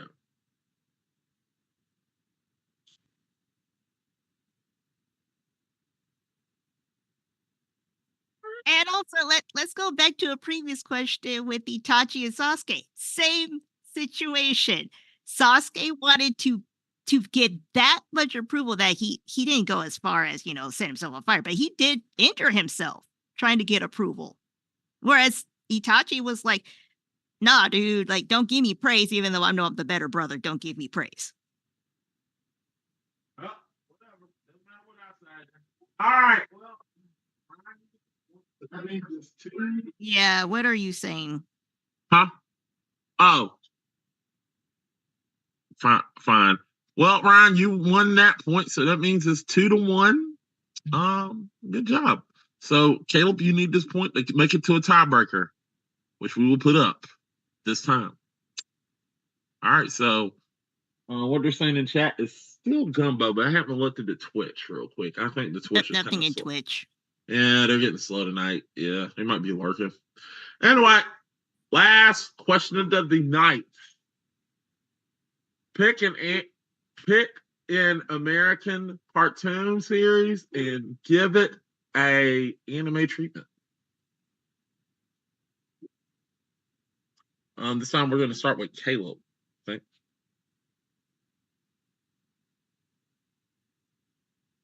You there? Yes, I picked regular show. Interesting. Love Ron? that show too. I picked Scooby Doo. We already Now, know. quick question. When you say Scooby Doo, which one? I would probably go with it's called Mystery Incorporated. Okie dokie. Yeah. Mine's not going to be biased. I'm not. I have to hear the actual pitches. All right. Because there's been like what, about 3 different types of Scooby Doos. It's been like 30. Yeah, you got, you know. 30, you've got like Scooby Doo, Where Are You? Scooby Doo and Scrappy Doo. What's New Scooby Doo?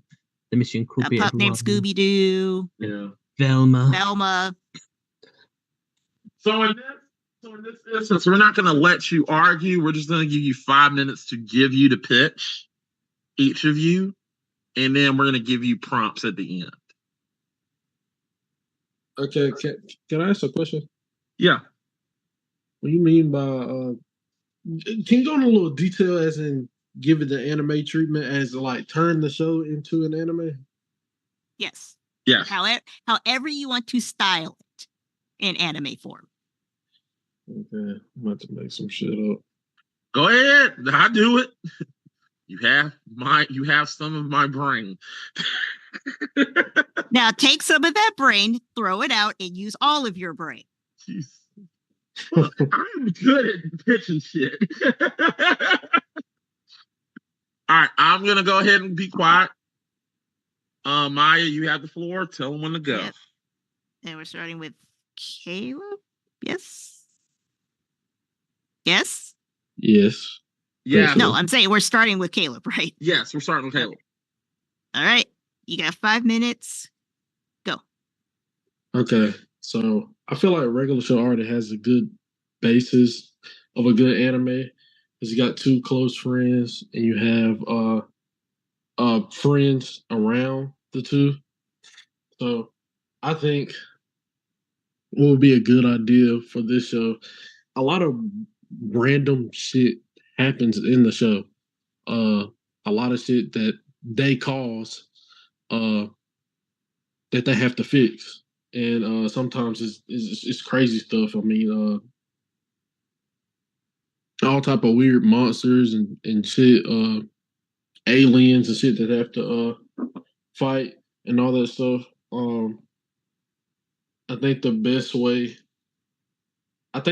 is to still focus on Mordecai and Rigby as the main characters in the show.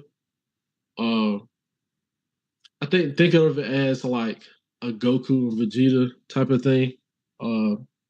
Mordecai's the one that has it kind of has it figured out, but has his weaknesses, his setbacks, his personal setbacks, and Rigby is the tag along friend who thinks he has it just as much as good as Mordecai, but in actuality he doesn't. And throughout the show, just like the actual cartoon, you realize that Rigby was actually more of the complete person than Mordecai was. I still think I don't think they should get powers or anything in the anime, but I think the random stuff that happens, say like the end of the show when they're in the dome and everything, they go in pops and anti-pops. Let's just say that there's a good and bad side, and Pops gives them the aura of Pops gives them some type of power, right? To stop some of the random stuff that happens throughout their life. And let's say Mordecai and Rigby, they're on the same side, and Mordecai, he's the one that thinks he knows more than Rigby. Mordecai ends up going up against Mordecai ends up turning out kind of like a Anakin Skywalker type of thing. He ends up turning out, going to, on anti-pop side, trying to destroy the world with only him in it. Let's say Mordecai wants to join that side because he wants to create a world where he is not a simp. Well, not a simp, but pretty bad with the ladies. Let's say he trying to create a world where he's good with the ladies and he gets the girl that he finally deserves. Because Mordecai is selfish, and that would go along right with his style, his character, and Rigby, obviously still on the good side. I don't know what powers I would think they would possess, but Pops and Anti-Pops, they were very they were like alien. No, not even alien. They were like supernatural beings, as in like the gods of the earth, kinda. I would say, because it's good versus evil, and when they fight, it's supposed to restart the whole world. Uh, I think that would be a good way to reenact that type of fight and create drama, more drama between Rigby and Mordecai than it already is in the show because they're best friends. And what if the other one ends up turning against one and them having to come against each other? I think that could turn into a pretty solid anime. And it's already funny, so I think it'd be a good comedic it can be some good comedy to come from it as well. What the Trying to think of something like what powers they could get, but I think that's the best way to make it more of an anime. Uh and maybe not the random stuff happening, but maybe anti pops is like the creation of these random things that they usually fuck up in the show. Uh so that's kind of like Stop. yeah.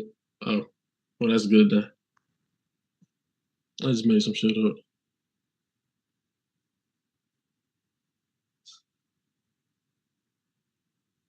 Ryan, Yep, I'm ready whenever you are. pitch an idea about an anime Scooby Doo that hasn't already been done. Yep. Go. Okay, so I want to start off by saying why I picked specifically the Mystery Incorporated series, because in the Mystery Incorporated series, all the gang has more skills that they use in order to capture the guys. So that's the reason I chose it. But so pretty much everyone knows what Scooby like do. It's just in general. It's about a group of friends going around and stopping people that are like dressing up as monsters and all that, and revealing the truth and why the reasons behind it. But the way that I want to treat this as an anime is that we take away that it's like somebody in disguise and make the monsters actual monsters. Now, people may think I'm referring to the Scooby Doo second movie, but that was someone who created the monsters to become real, whereas the monsters I want are like they're already there. They're actual proper physical monsters, not like someone created. And I wanted to take that and take the Mystery Corporate gang and turn them into pretty much monster slaying like crime solvers. So if there's like a mysterious crime going on or sites of ghosts or haunted house and all that, they turn up and they find out what monster's causing it and then slay it. And I want them all to be a part of like a say monster slaying clan that like that's like burnouts that there's no history about in books, and they each have like a unique say style. Yeah, I just got to check my notes real quick.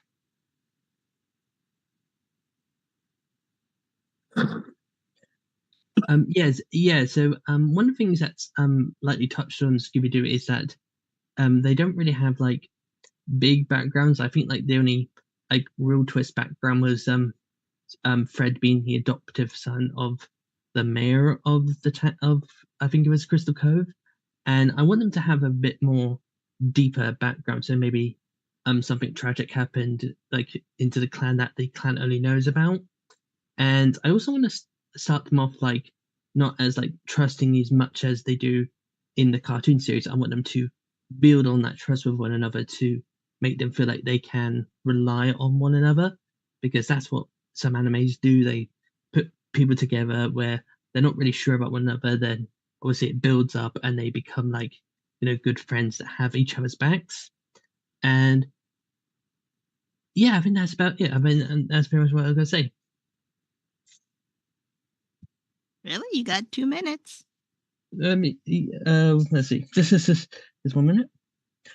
Oh, and there might be like some person or a group that's like, how should we say, um pushing monsters to act more into it. I haven't really thought it through, but I could definitely see that maybe a certain character or a group that is like going to war against like all the other clans, and probably behind like the reason that they've gone pretty much like on record, like extinct basically. So yeah, I think that's pretty much what I've got to say, because when I think about it, yeah, that's pretty much it. All right. Okie dokie. All right. So we each are gonna give a question. You know how to do it. Not missed. I'm sorry, Maya. You know how this goes. How much time we got? Let's not try to go over an hour, okay? All right, I'll put an hour on the clock. Let's not go over an hour. All right. Question. My question. What is the rating of each of your shows?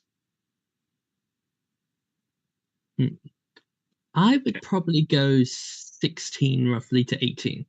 All right. Caleb.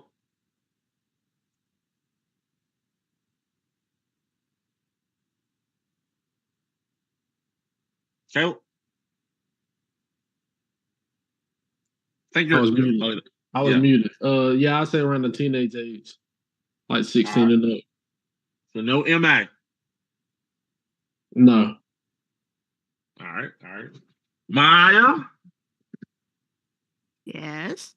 Go ahead. I know you got some questions, because this is your favorite thing to do. What is the genre? Mm, I would have to go fantasy drama, fantasy being on the monster side and drama being linked to the clan part of it. All right. Caleb. I think I'd go with like a sci-fi fantasy type of thing. Oh wait, I forgot about comedy, because obviously Scooby Doo is well known for its comedy, so we got to make sure that there's like some comedy skits. Yeah, I say comedy too, because regular shows funny. All right. Maya. Hmm? Oh, not What do you Maya. mean? Franny.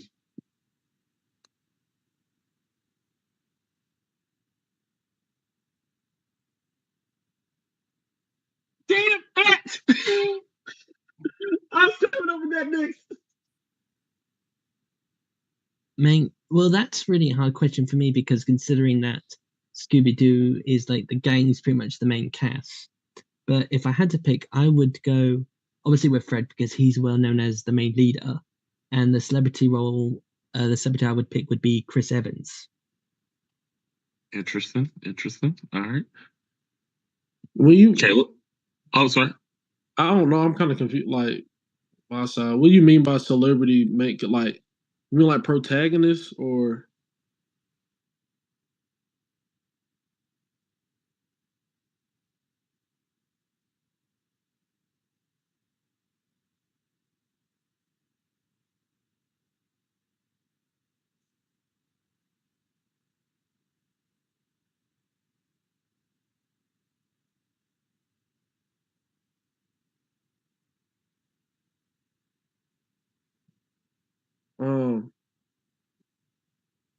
I'm gonna say Rigby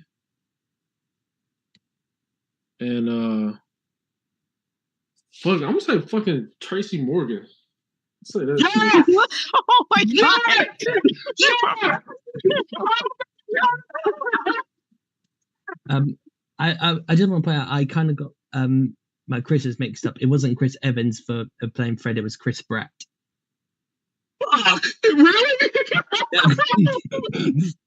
But then again, now that I think Both of about it, now that I think about it, maybe I'll keep my answer for Chris Evans as Fred and maybe Chris Pratt as Shaggy. Okay, honestly, Chris Evans is funny. He can't Yeah, be Chris funny. Evans is fun. Don't get me wrong. I'm just picturing. I'm sorry. I'm just picturing. No. I Tracy take back, Morgan no. I'm just I've done my answer. Chris Evans as Fred, and then maybe have Chris Pratt as Shaggy. Okay, that'll work too. Yeah, I'm still. That's still good, but I'm still picturing. I'm still picturing Tracy Morgan as Rigby. Rigby? You said? That's actually good. Yeah. I have something so entirely different, but I do like that. Yeah, like as Rigby, like you can just him like, yo, Mordecai! Mordecai! Mordecai! Where are you, Mordecai?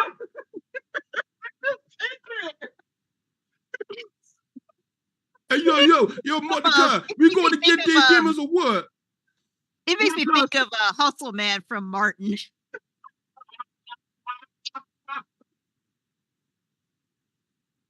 Mordecai, I got this pizza for sale.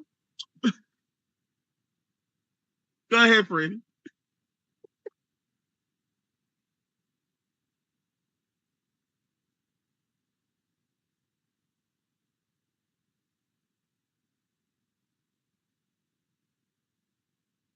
Ah, shit. You mean like a cameo? Or like they voice a character? But is it them or somebody like them? Okay.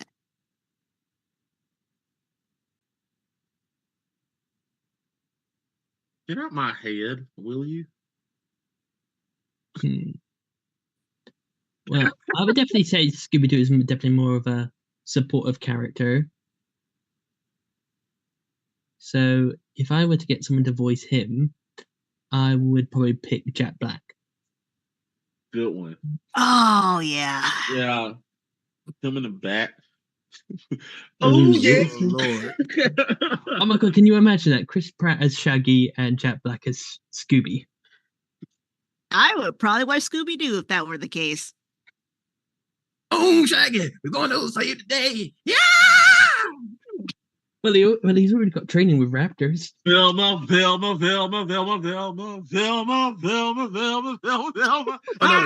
no. You have to do the voice. You got to do the voice. Velma, I love you. Raggy. Rose. Let's get some ramen. Okay, I have a question. No, Caleb didn't give his. Oh, sorry. No, that's okay. I know he's dead, but you said a musician, right? Yep. So an artist is fine. Yeah. Say Michael Jackson is Pops. Oh, okay, you caught my attention. Okay. Yeah, it won. Oh, I like that one too. I can see it. Mordecai, Rigby. Come on, why so ignorant? I want a lollipop. Oh. Come on now. He'll start singing for no damn reason. Come on, man. Come on, Mordecai. Climb the tree. You can shoot me through the sky, but it doesn't matter. Like, what the fuck? Y'all, this is gonna be hard because these two are some great ass answers. They really are. Oh my goodness. Okay, can I ask my question? Go ahead. Oh, okay. So anime tends to have the obligatory either Christmas or summer beach episode. Oh shit. And many times they don't even make any sense as it relates to the show. But they tend to have one of those two, if not both. So pick one and put it in your show. You said Christmas or a beach episode? Yeah, make an episode that's either beach or Christmas. Let me think for a second. I got a question. I would probably go beach episode because in terms of monsters, I could have sirens that are lurking in the water and they hypnotize the men part of the gang. So it's up to Daphne and Velma to save them. So we get to see them be pretty much badasses.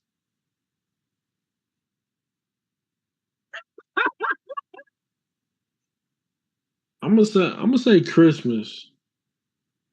Because they have like an episode like that in the show. But let's I'm gonna give it like a Friday after next vibe. Yes. Oh my god. Yes. Like Black Santa Claus trying to steal Christmas and shit. At this point of the show, Rigby and Mordecai still on the same side, but they the new top flight security. They're like Craig and Daddy. They're trying to get this shit done. So I'm gonna say Christmas. I'm gonna say something like that. Yeah, I can picture that. Pops Oh, like, gonna have trouble. yeah. Okay, Pops now that you said your answer, I would have given you extra points if you would have said the Black Santa was Michael Jackson. I mean, I'm surprised you picked that one because of Summertime Loving in the Summertime. Yeah, State. I was thinking. That's why I was thinking beach at first. But there are the Christmas episodes are actually funny. Wait, I know who will voice the sirens. I'll have it Adele. Oh, you going for the kill. Yeah, you are. Y'all are both coming for it.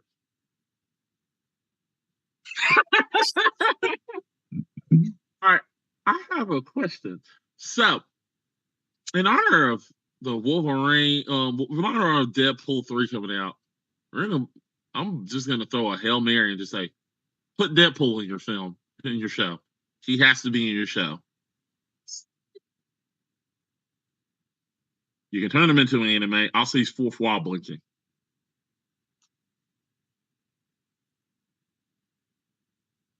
I think I've got an answer. I would have him like no. I would have him as like a rivalry between Mr. Incorporated in terms of hunting monsters. Except he can do everything those five have to do with each other, and he just takes the mick out of them and everything. Caleb, you said if Deadpool's in the show? Yeah.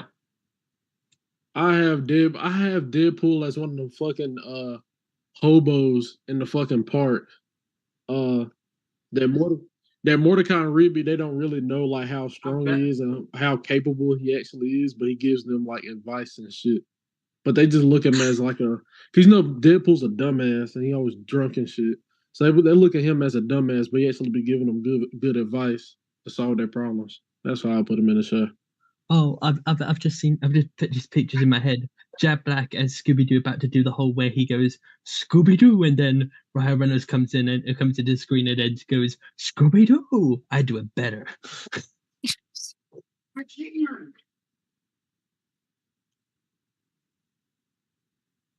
No. I got. He fucking with that. Oh, and Deadpool will probably try to hit on like Velma and Daphne. Probably. Like that would probably happen. Sorry. All right, that was a good one. Anybody else got a question? I'm trying to formulate one. I have a question. Go ahead.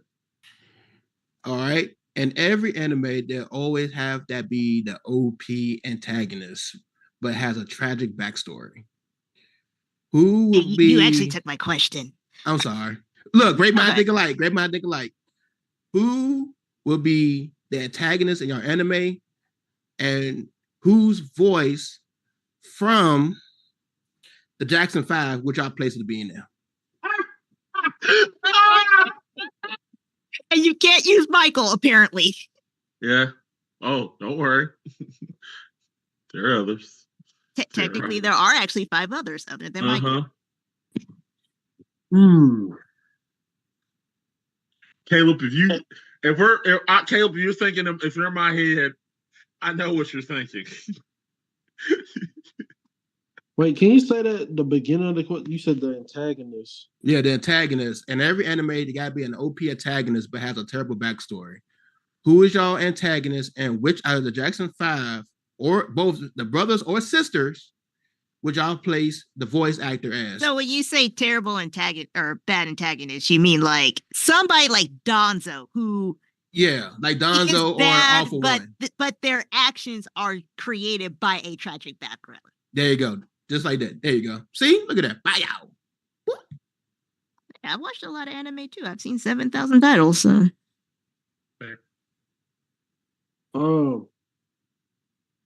I'm my OP antagonist. I don't know if I'm assuming some of y'all watch the show.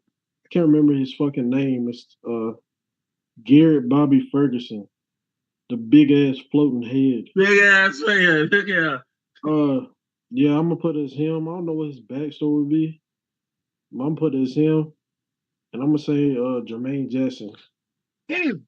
But that's good. That's good. Ryan? I don't think I've ever seen that show. Could you give me like a list of like people that's been in it? Well, the Jackson 5 is like a group of brothers that sings. But in your case, since you said Scooby-Doo, it's like any villain that they caught. If you use any villain they caught as an antagonist, which one would you pick, and which of the Jackson 5 brothers would you choose as the voice actor?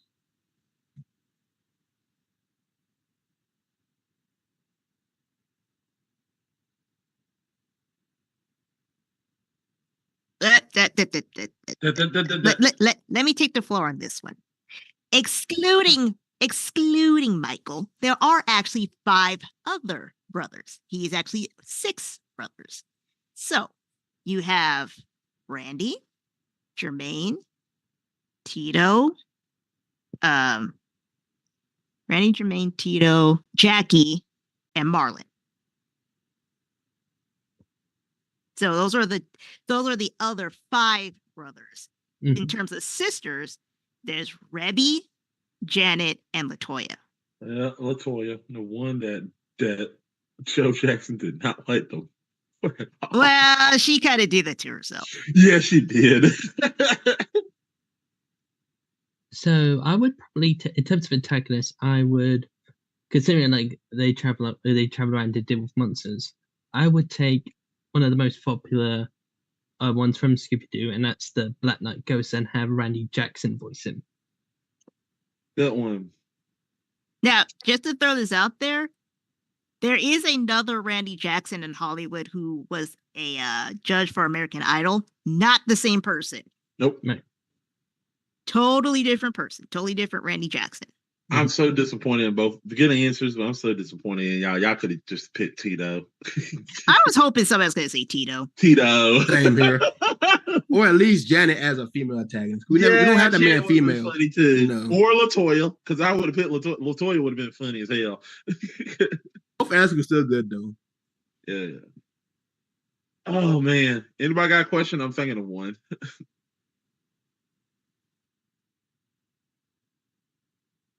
Yeah, but this is hard. Yeah, we need another question. Oh, I got one. Jimmy. So tell me. So let's just say Show and Jump suddenly want to make an anime about this, like a complete anime about this. So we know in the book, the anime and the book are not different. So here's the thing. What did they do in the quote unquote manga that you didn't see in the anime? That they felt like American audiences wouldn't understand. Yeah, I think that's huh?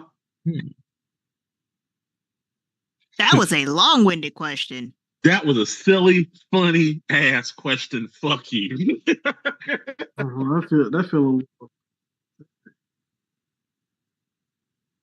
But well, that's quite hard because Okay, obviously these are American cartoons, and So, obviously in other words, here what I want to know: what did they take away from the manga? What did they take out of the manga that they didn't put into the actual anime? Did that make sense? So censorship. There we go.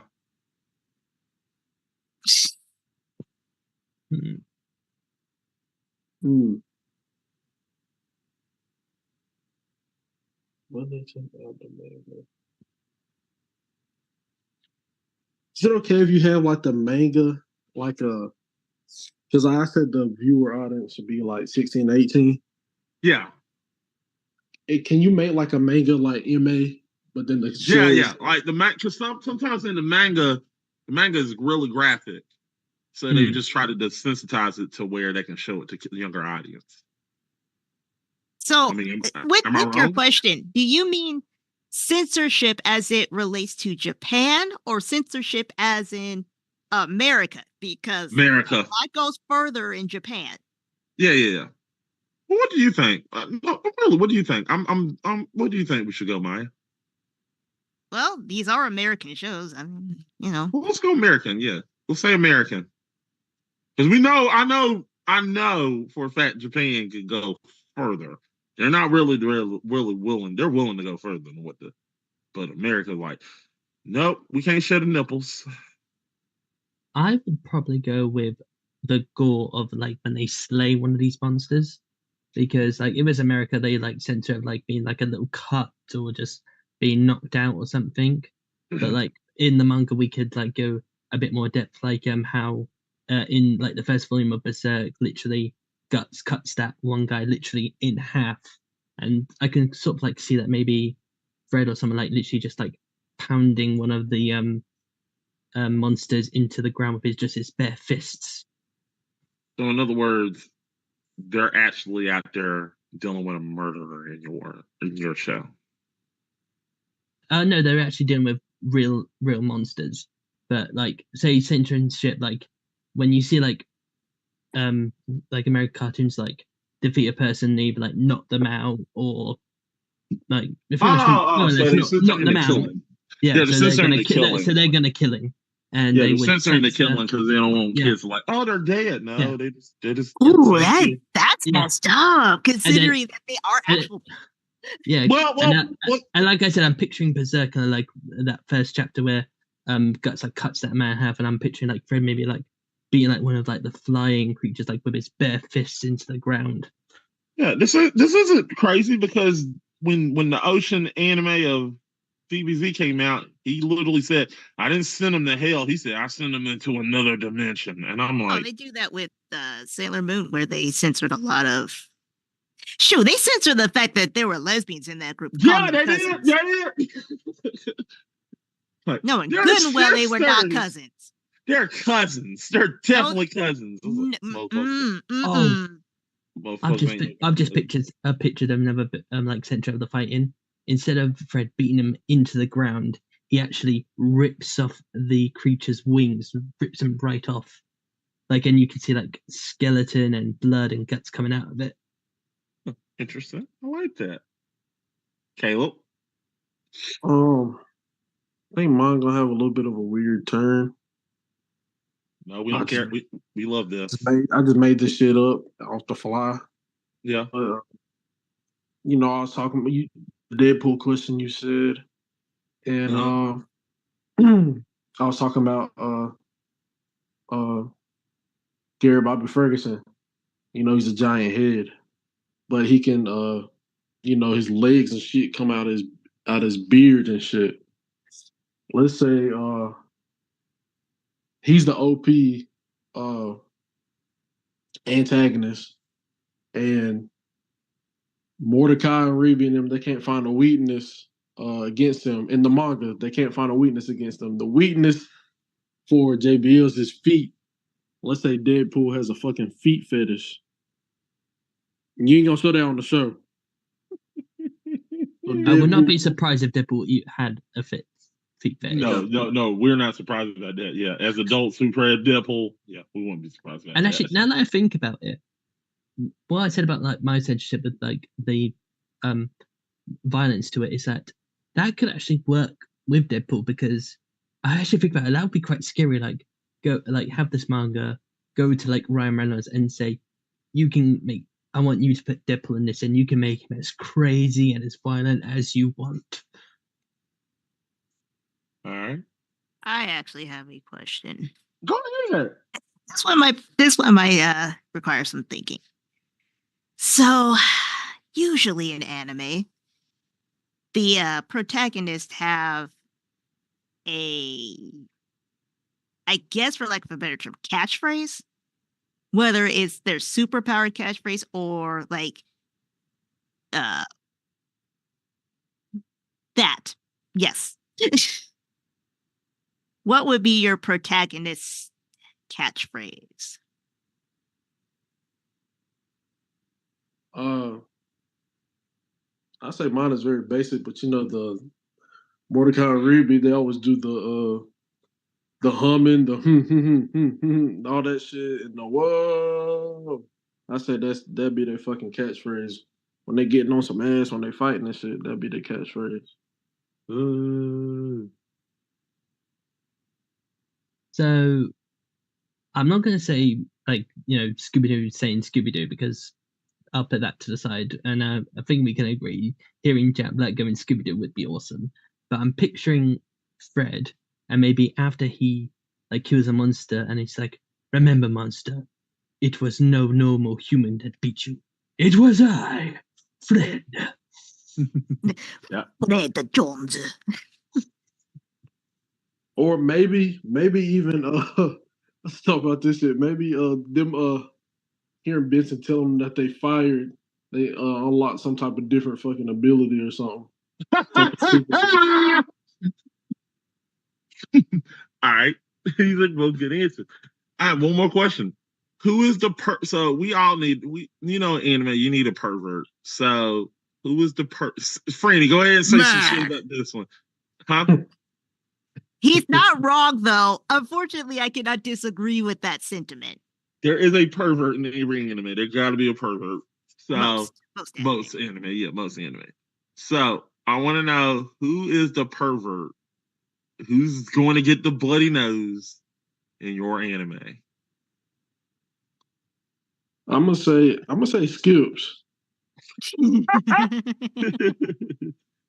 And Skips got a deep and raspy voice, so I think it fit him and his style. And he had that one girl when he was younger, because he can't die.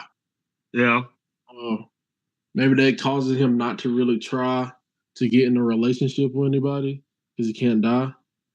Right. So he reverts to stalking and perverting. Wait, why you choose me? That's crazy. My nose is bleeding. Oh, I like you. God. You're as pretty. Come yes. here. I skipped on all you all day. Yes, I'm adoring you. I wish I could get in there. How you gotta do my boy Skips like that? That's the point. I'm about to eat that boot like groceries. You really don't think that if Mark Hamill, they told Mark Hamill, they told Hamill to do that, he would do it. Of course he would. He would do this. He did like the Clown. He'll do this. He don't give a fuck. Ryan, your answer. I would say Scrappy Doo, voiced by Alex Brightman. Damn you!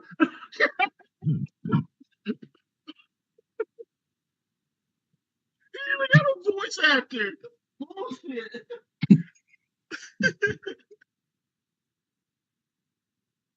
Yes.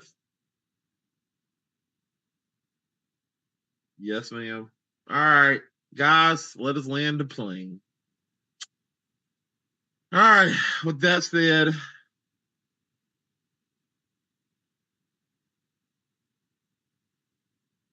Um, Jumbo, go first.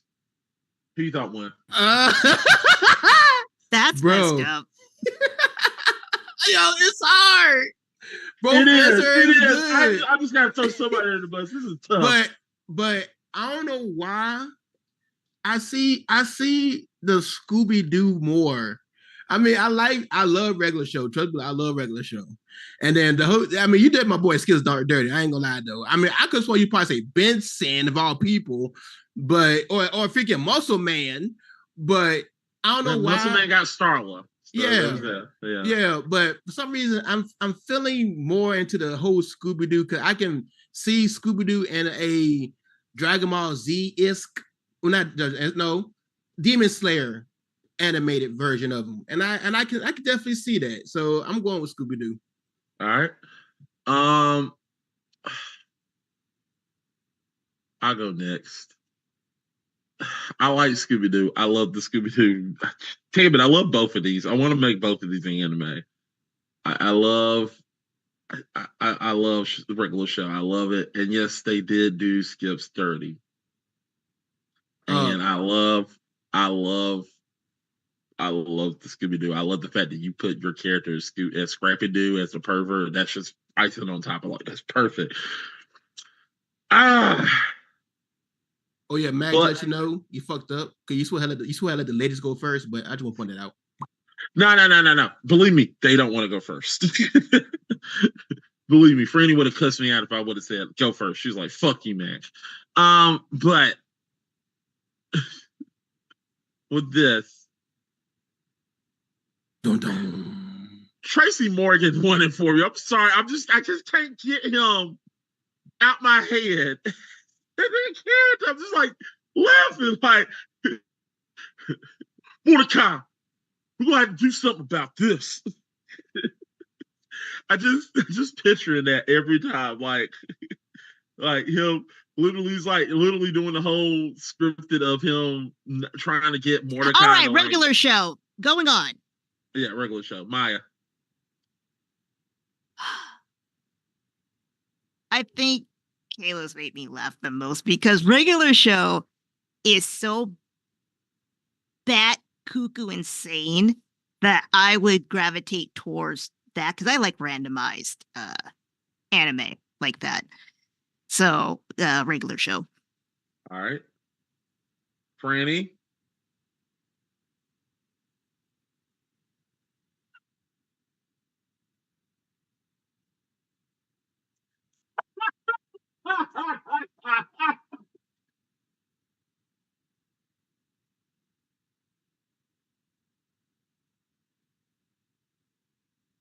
Well, Miss Franny, how about this? If me and you have the same mindset and you chose Scooby Doo like I did, I have one question that might different the answers. If you chose Scooby Doo, did you choose Scooby Doo?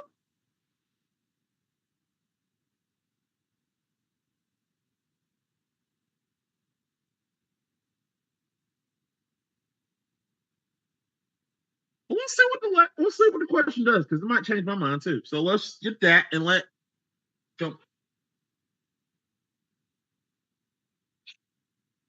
No, I think he's talking about asking a question for this. She's saying it's prolonging. Okay. I guess. Either way, we're prolonging the inevitable because either it's a tie with this question or it's going to end up being a tie with the ultimate results. Yeah. Right. Regardless. Yeah.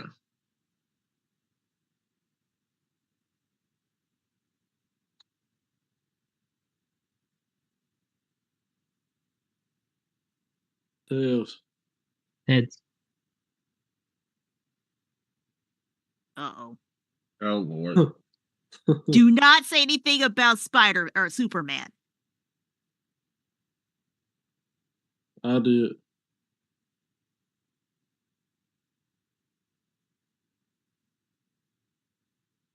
Second. Mm-hmm.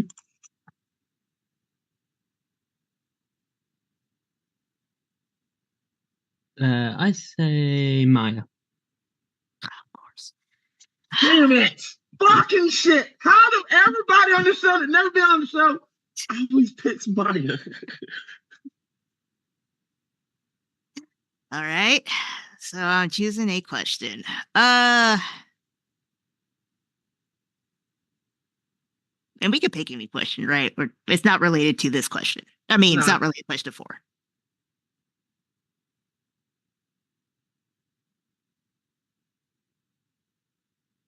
Oh, okay.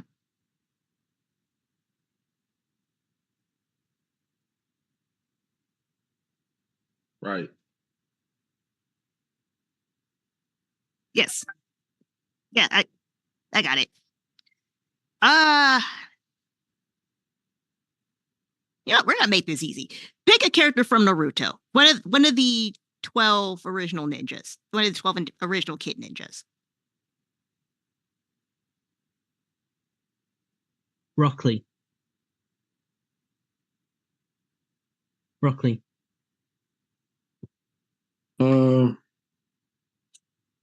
Damn, I think I was finna pick Rock Lee. Oh. We'll go Gara. 12 original, not Gaara. What's the 12 original? Sasuke, Naruto, from the Sakura. Leaf Village. Yeah, Those 12. Okay. Fuck it. Just give me Naruto. So Rock Lee. Okay. I was hoping it's gonna be more fun than that. Rock Lee versus Naruto.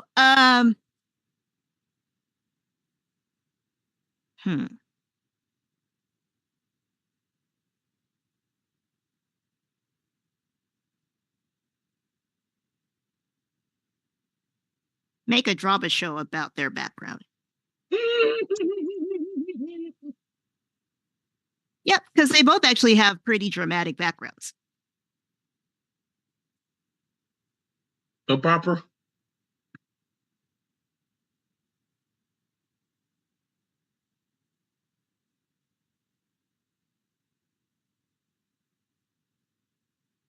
Drama show pitch. Drama pitch, show pitch. There.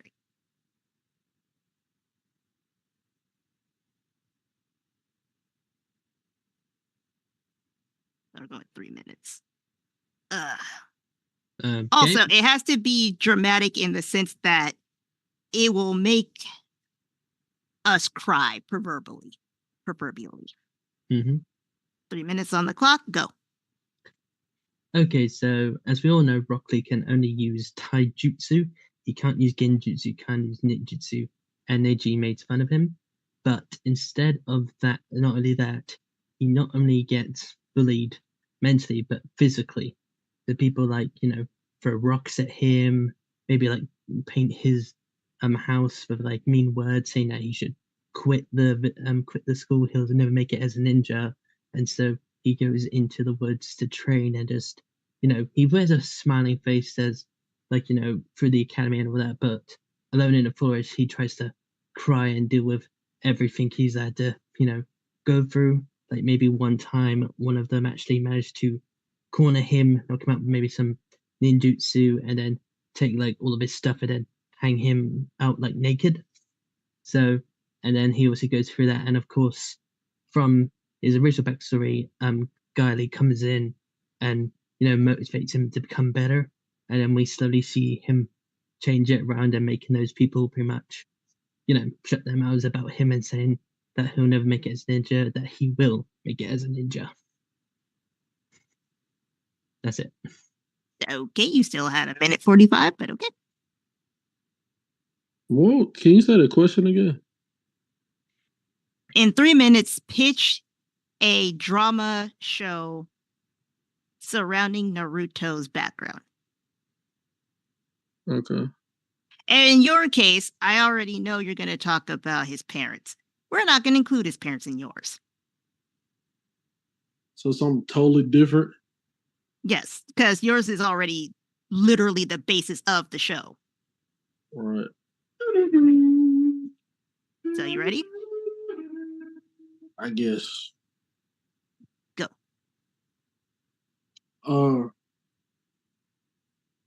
Okay.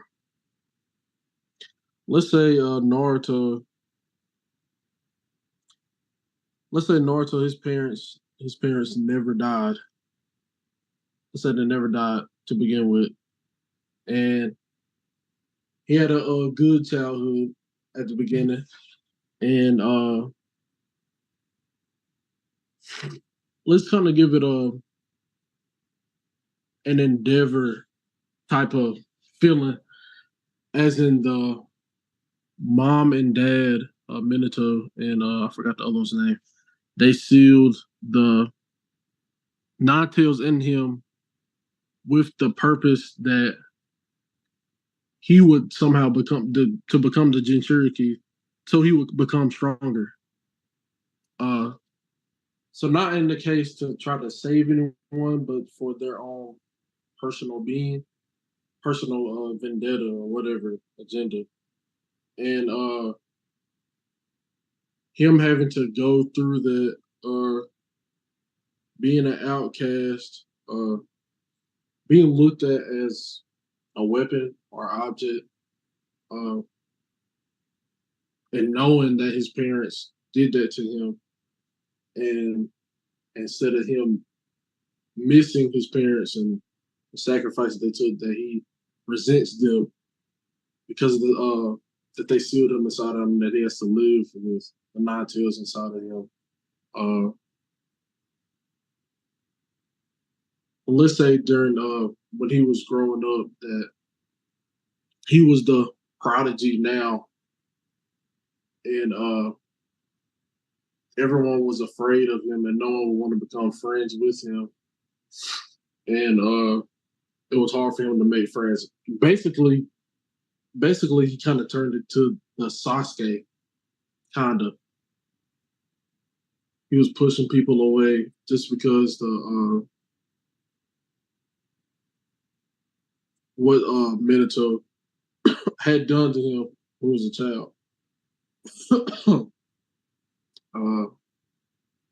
Yeah, that's all I got. 30 seconds left.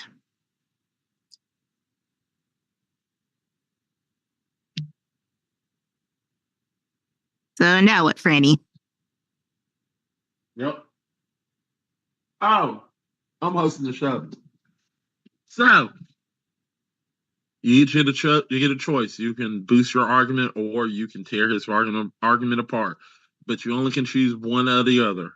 If we hear you trying to go onto the other side, we will stop your question. We'll stop you right there. You will lose your time, and that's all you're gonna get.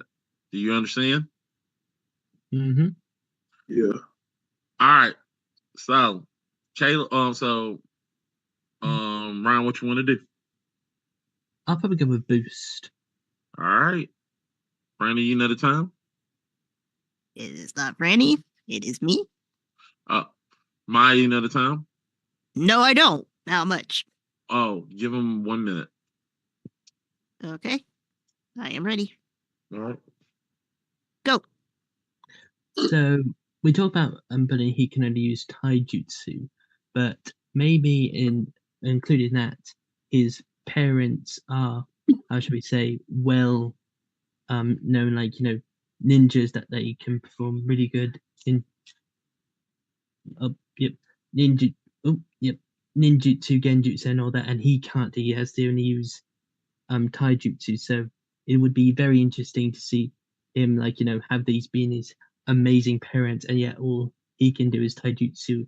And he obviously, like I said previously, he gets bullied for it, really bad bullied for it, and it's only Guy Sensei that helps him move forward and be the best as he can be. Yeah. All right. All right. Caleb, you want to boost or attack his argument? Boost. All right, Maya. And go. Okay. Let's say what was I saying? Naruto, he goes through I forgot what it's called.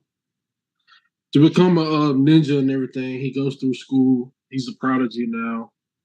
And his dad's trying to teach him how to control it, and try to reason with it. Well, let's say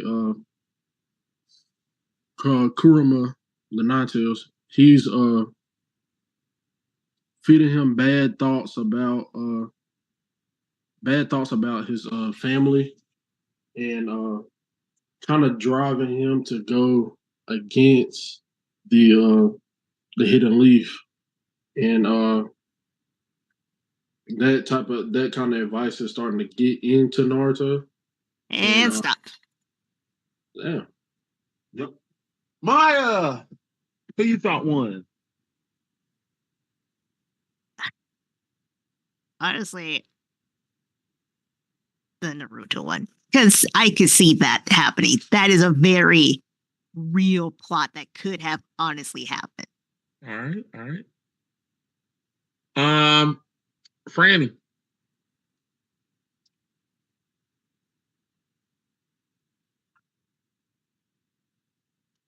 Okay.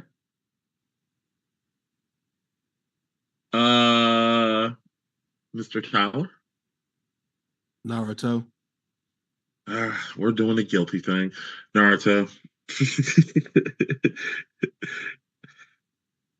Sadly, it was the best story. All right, the cleanest one. Caleb won. Congratulations. The bloodline won. Honestly, you should be ecstatic about that. Yeah. Yeah, the bloodline. Yeah, we're the bloodline. No, it was a good pass, though. Yeah, it was a good one. That was a good one. Yeah. Ryan, it was really good. Yeah, you too. All right. So, Ryan, you got anything to plug? No. I put the best I could do. No, I mean, you got anything to plug? A channel or anything? What you do? Oh yeah. I do a YouTube channel called, as the name suggests, Brian the Otaku Trapper, where I review different anime, do some manga reviews as well. So jump on by and see what I think of different series. All right, cool. We'd love to have you back on the show. We'd love to have you. I'd love to come back. All right, we definitely gonna. I got your information. I'll tell you about. Tell you next time we do this. Okay, cool. Caleb, the winner. You got anything to plug, buddy? This is my social media. All my social media is fmb.poole, Poole. Yeah, I'm not a content creator, but I'm a football player. All right. Make sure you go see him, people. All right. Mr. Tyler. What you got to The plug? creator. No. Oh, no. Don't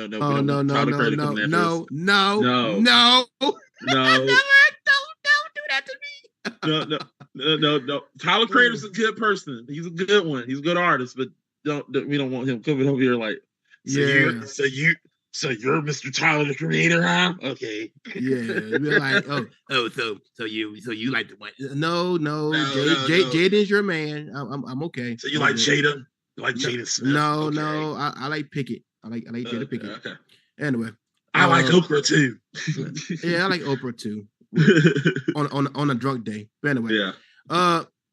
For me, the only thing I can plug in is, of course, the YouTube channel at youtube.com/Platinum Gumbo, as well as Twitch at same name Platinum Gumbo, as well as Kick, same name Platinum Gumbo, as well as TikTok, same name Platinum Gumbo.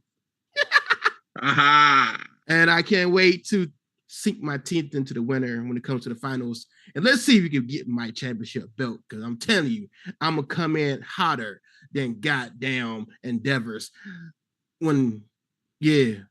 Censorship word. Yeah.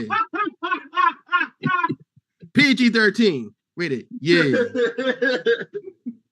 All right. Yo, good job, y'all. Good job. Yeah. Miss Maya Fakeit, what you got plugged? No. Cool.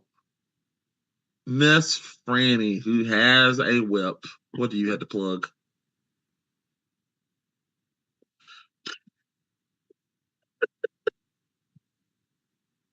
You said nothing? Huh? Yeah, I don't think she can. Remember? I just said all she got to say is no. Anyway, I'm Mac.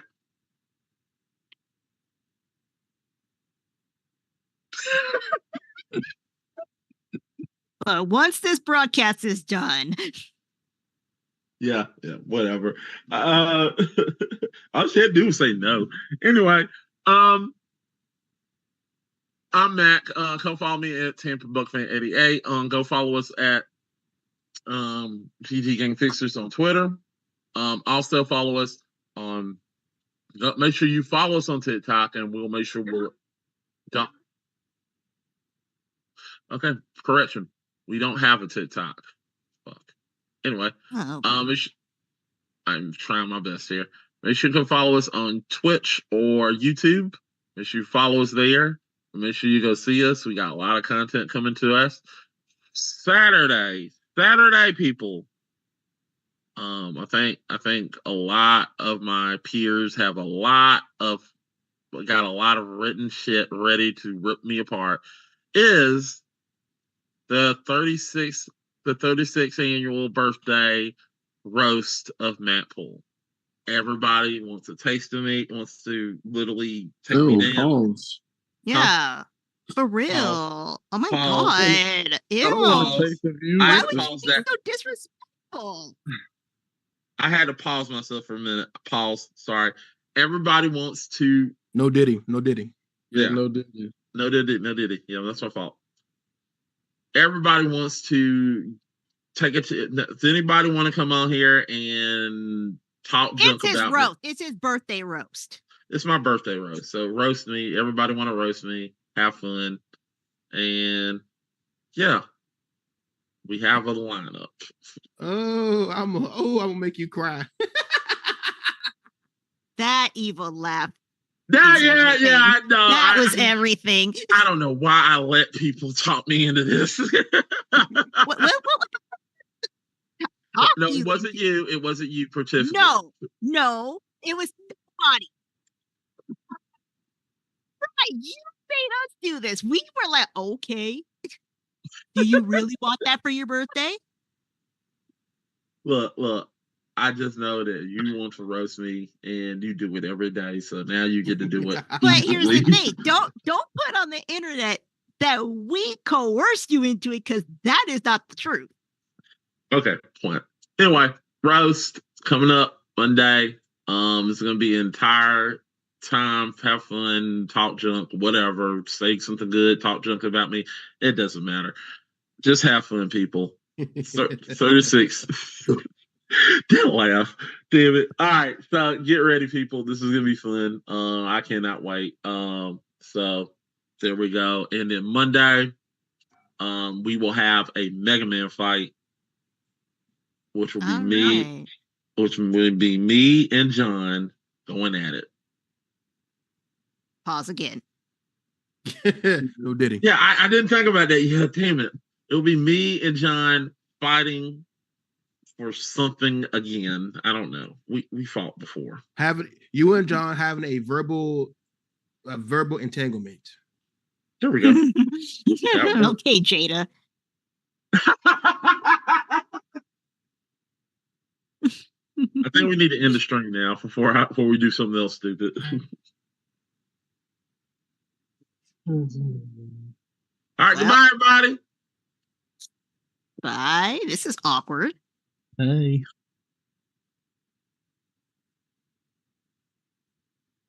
Yeah, I went out. I can't end it.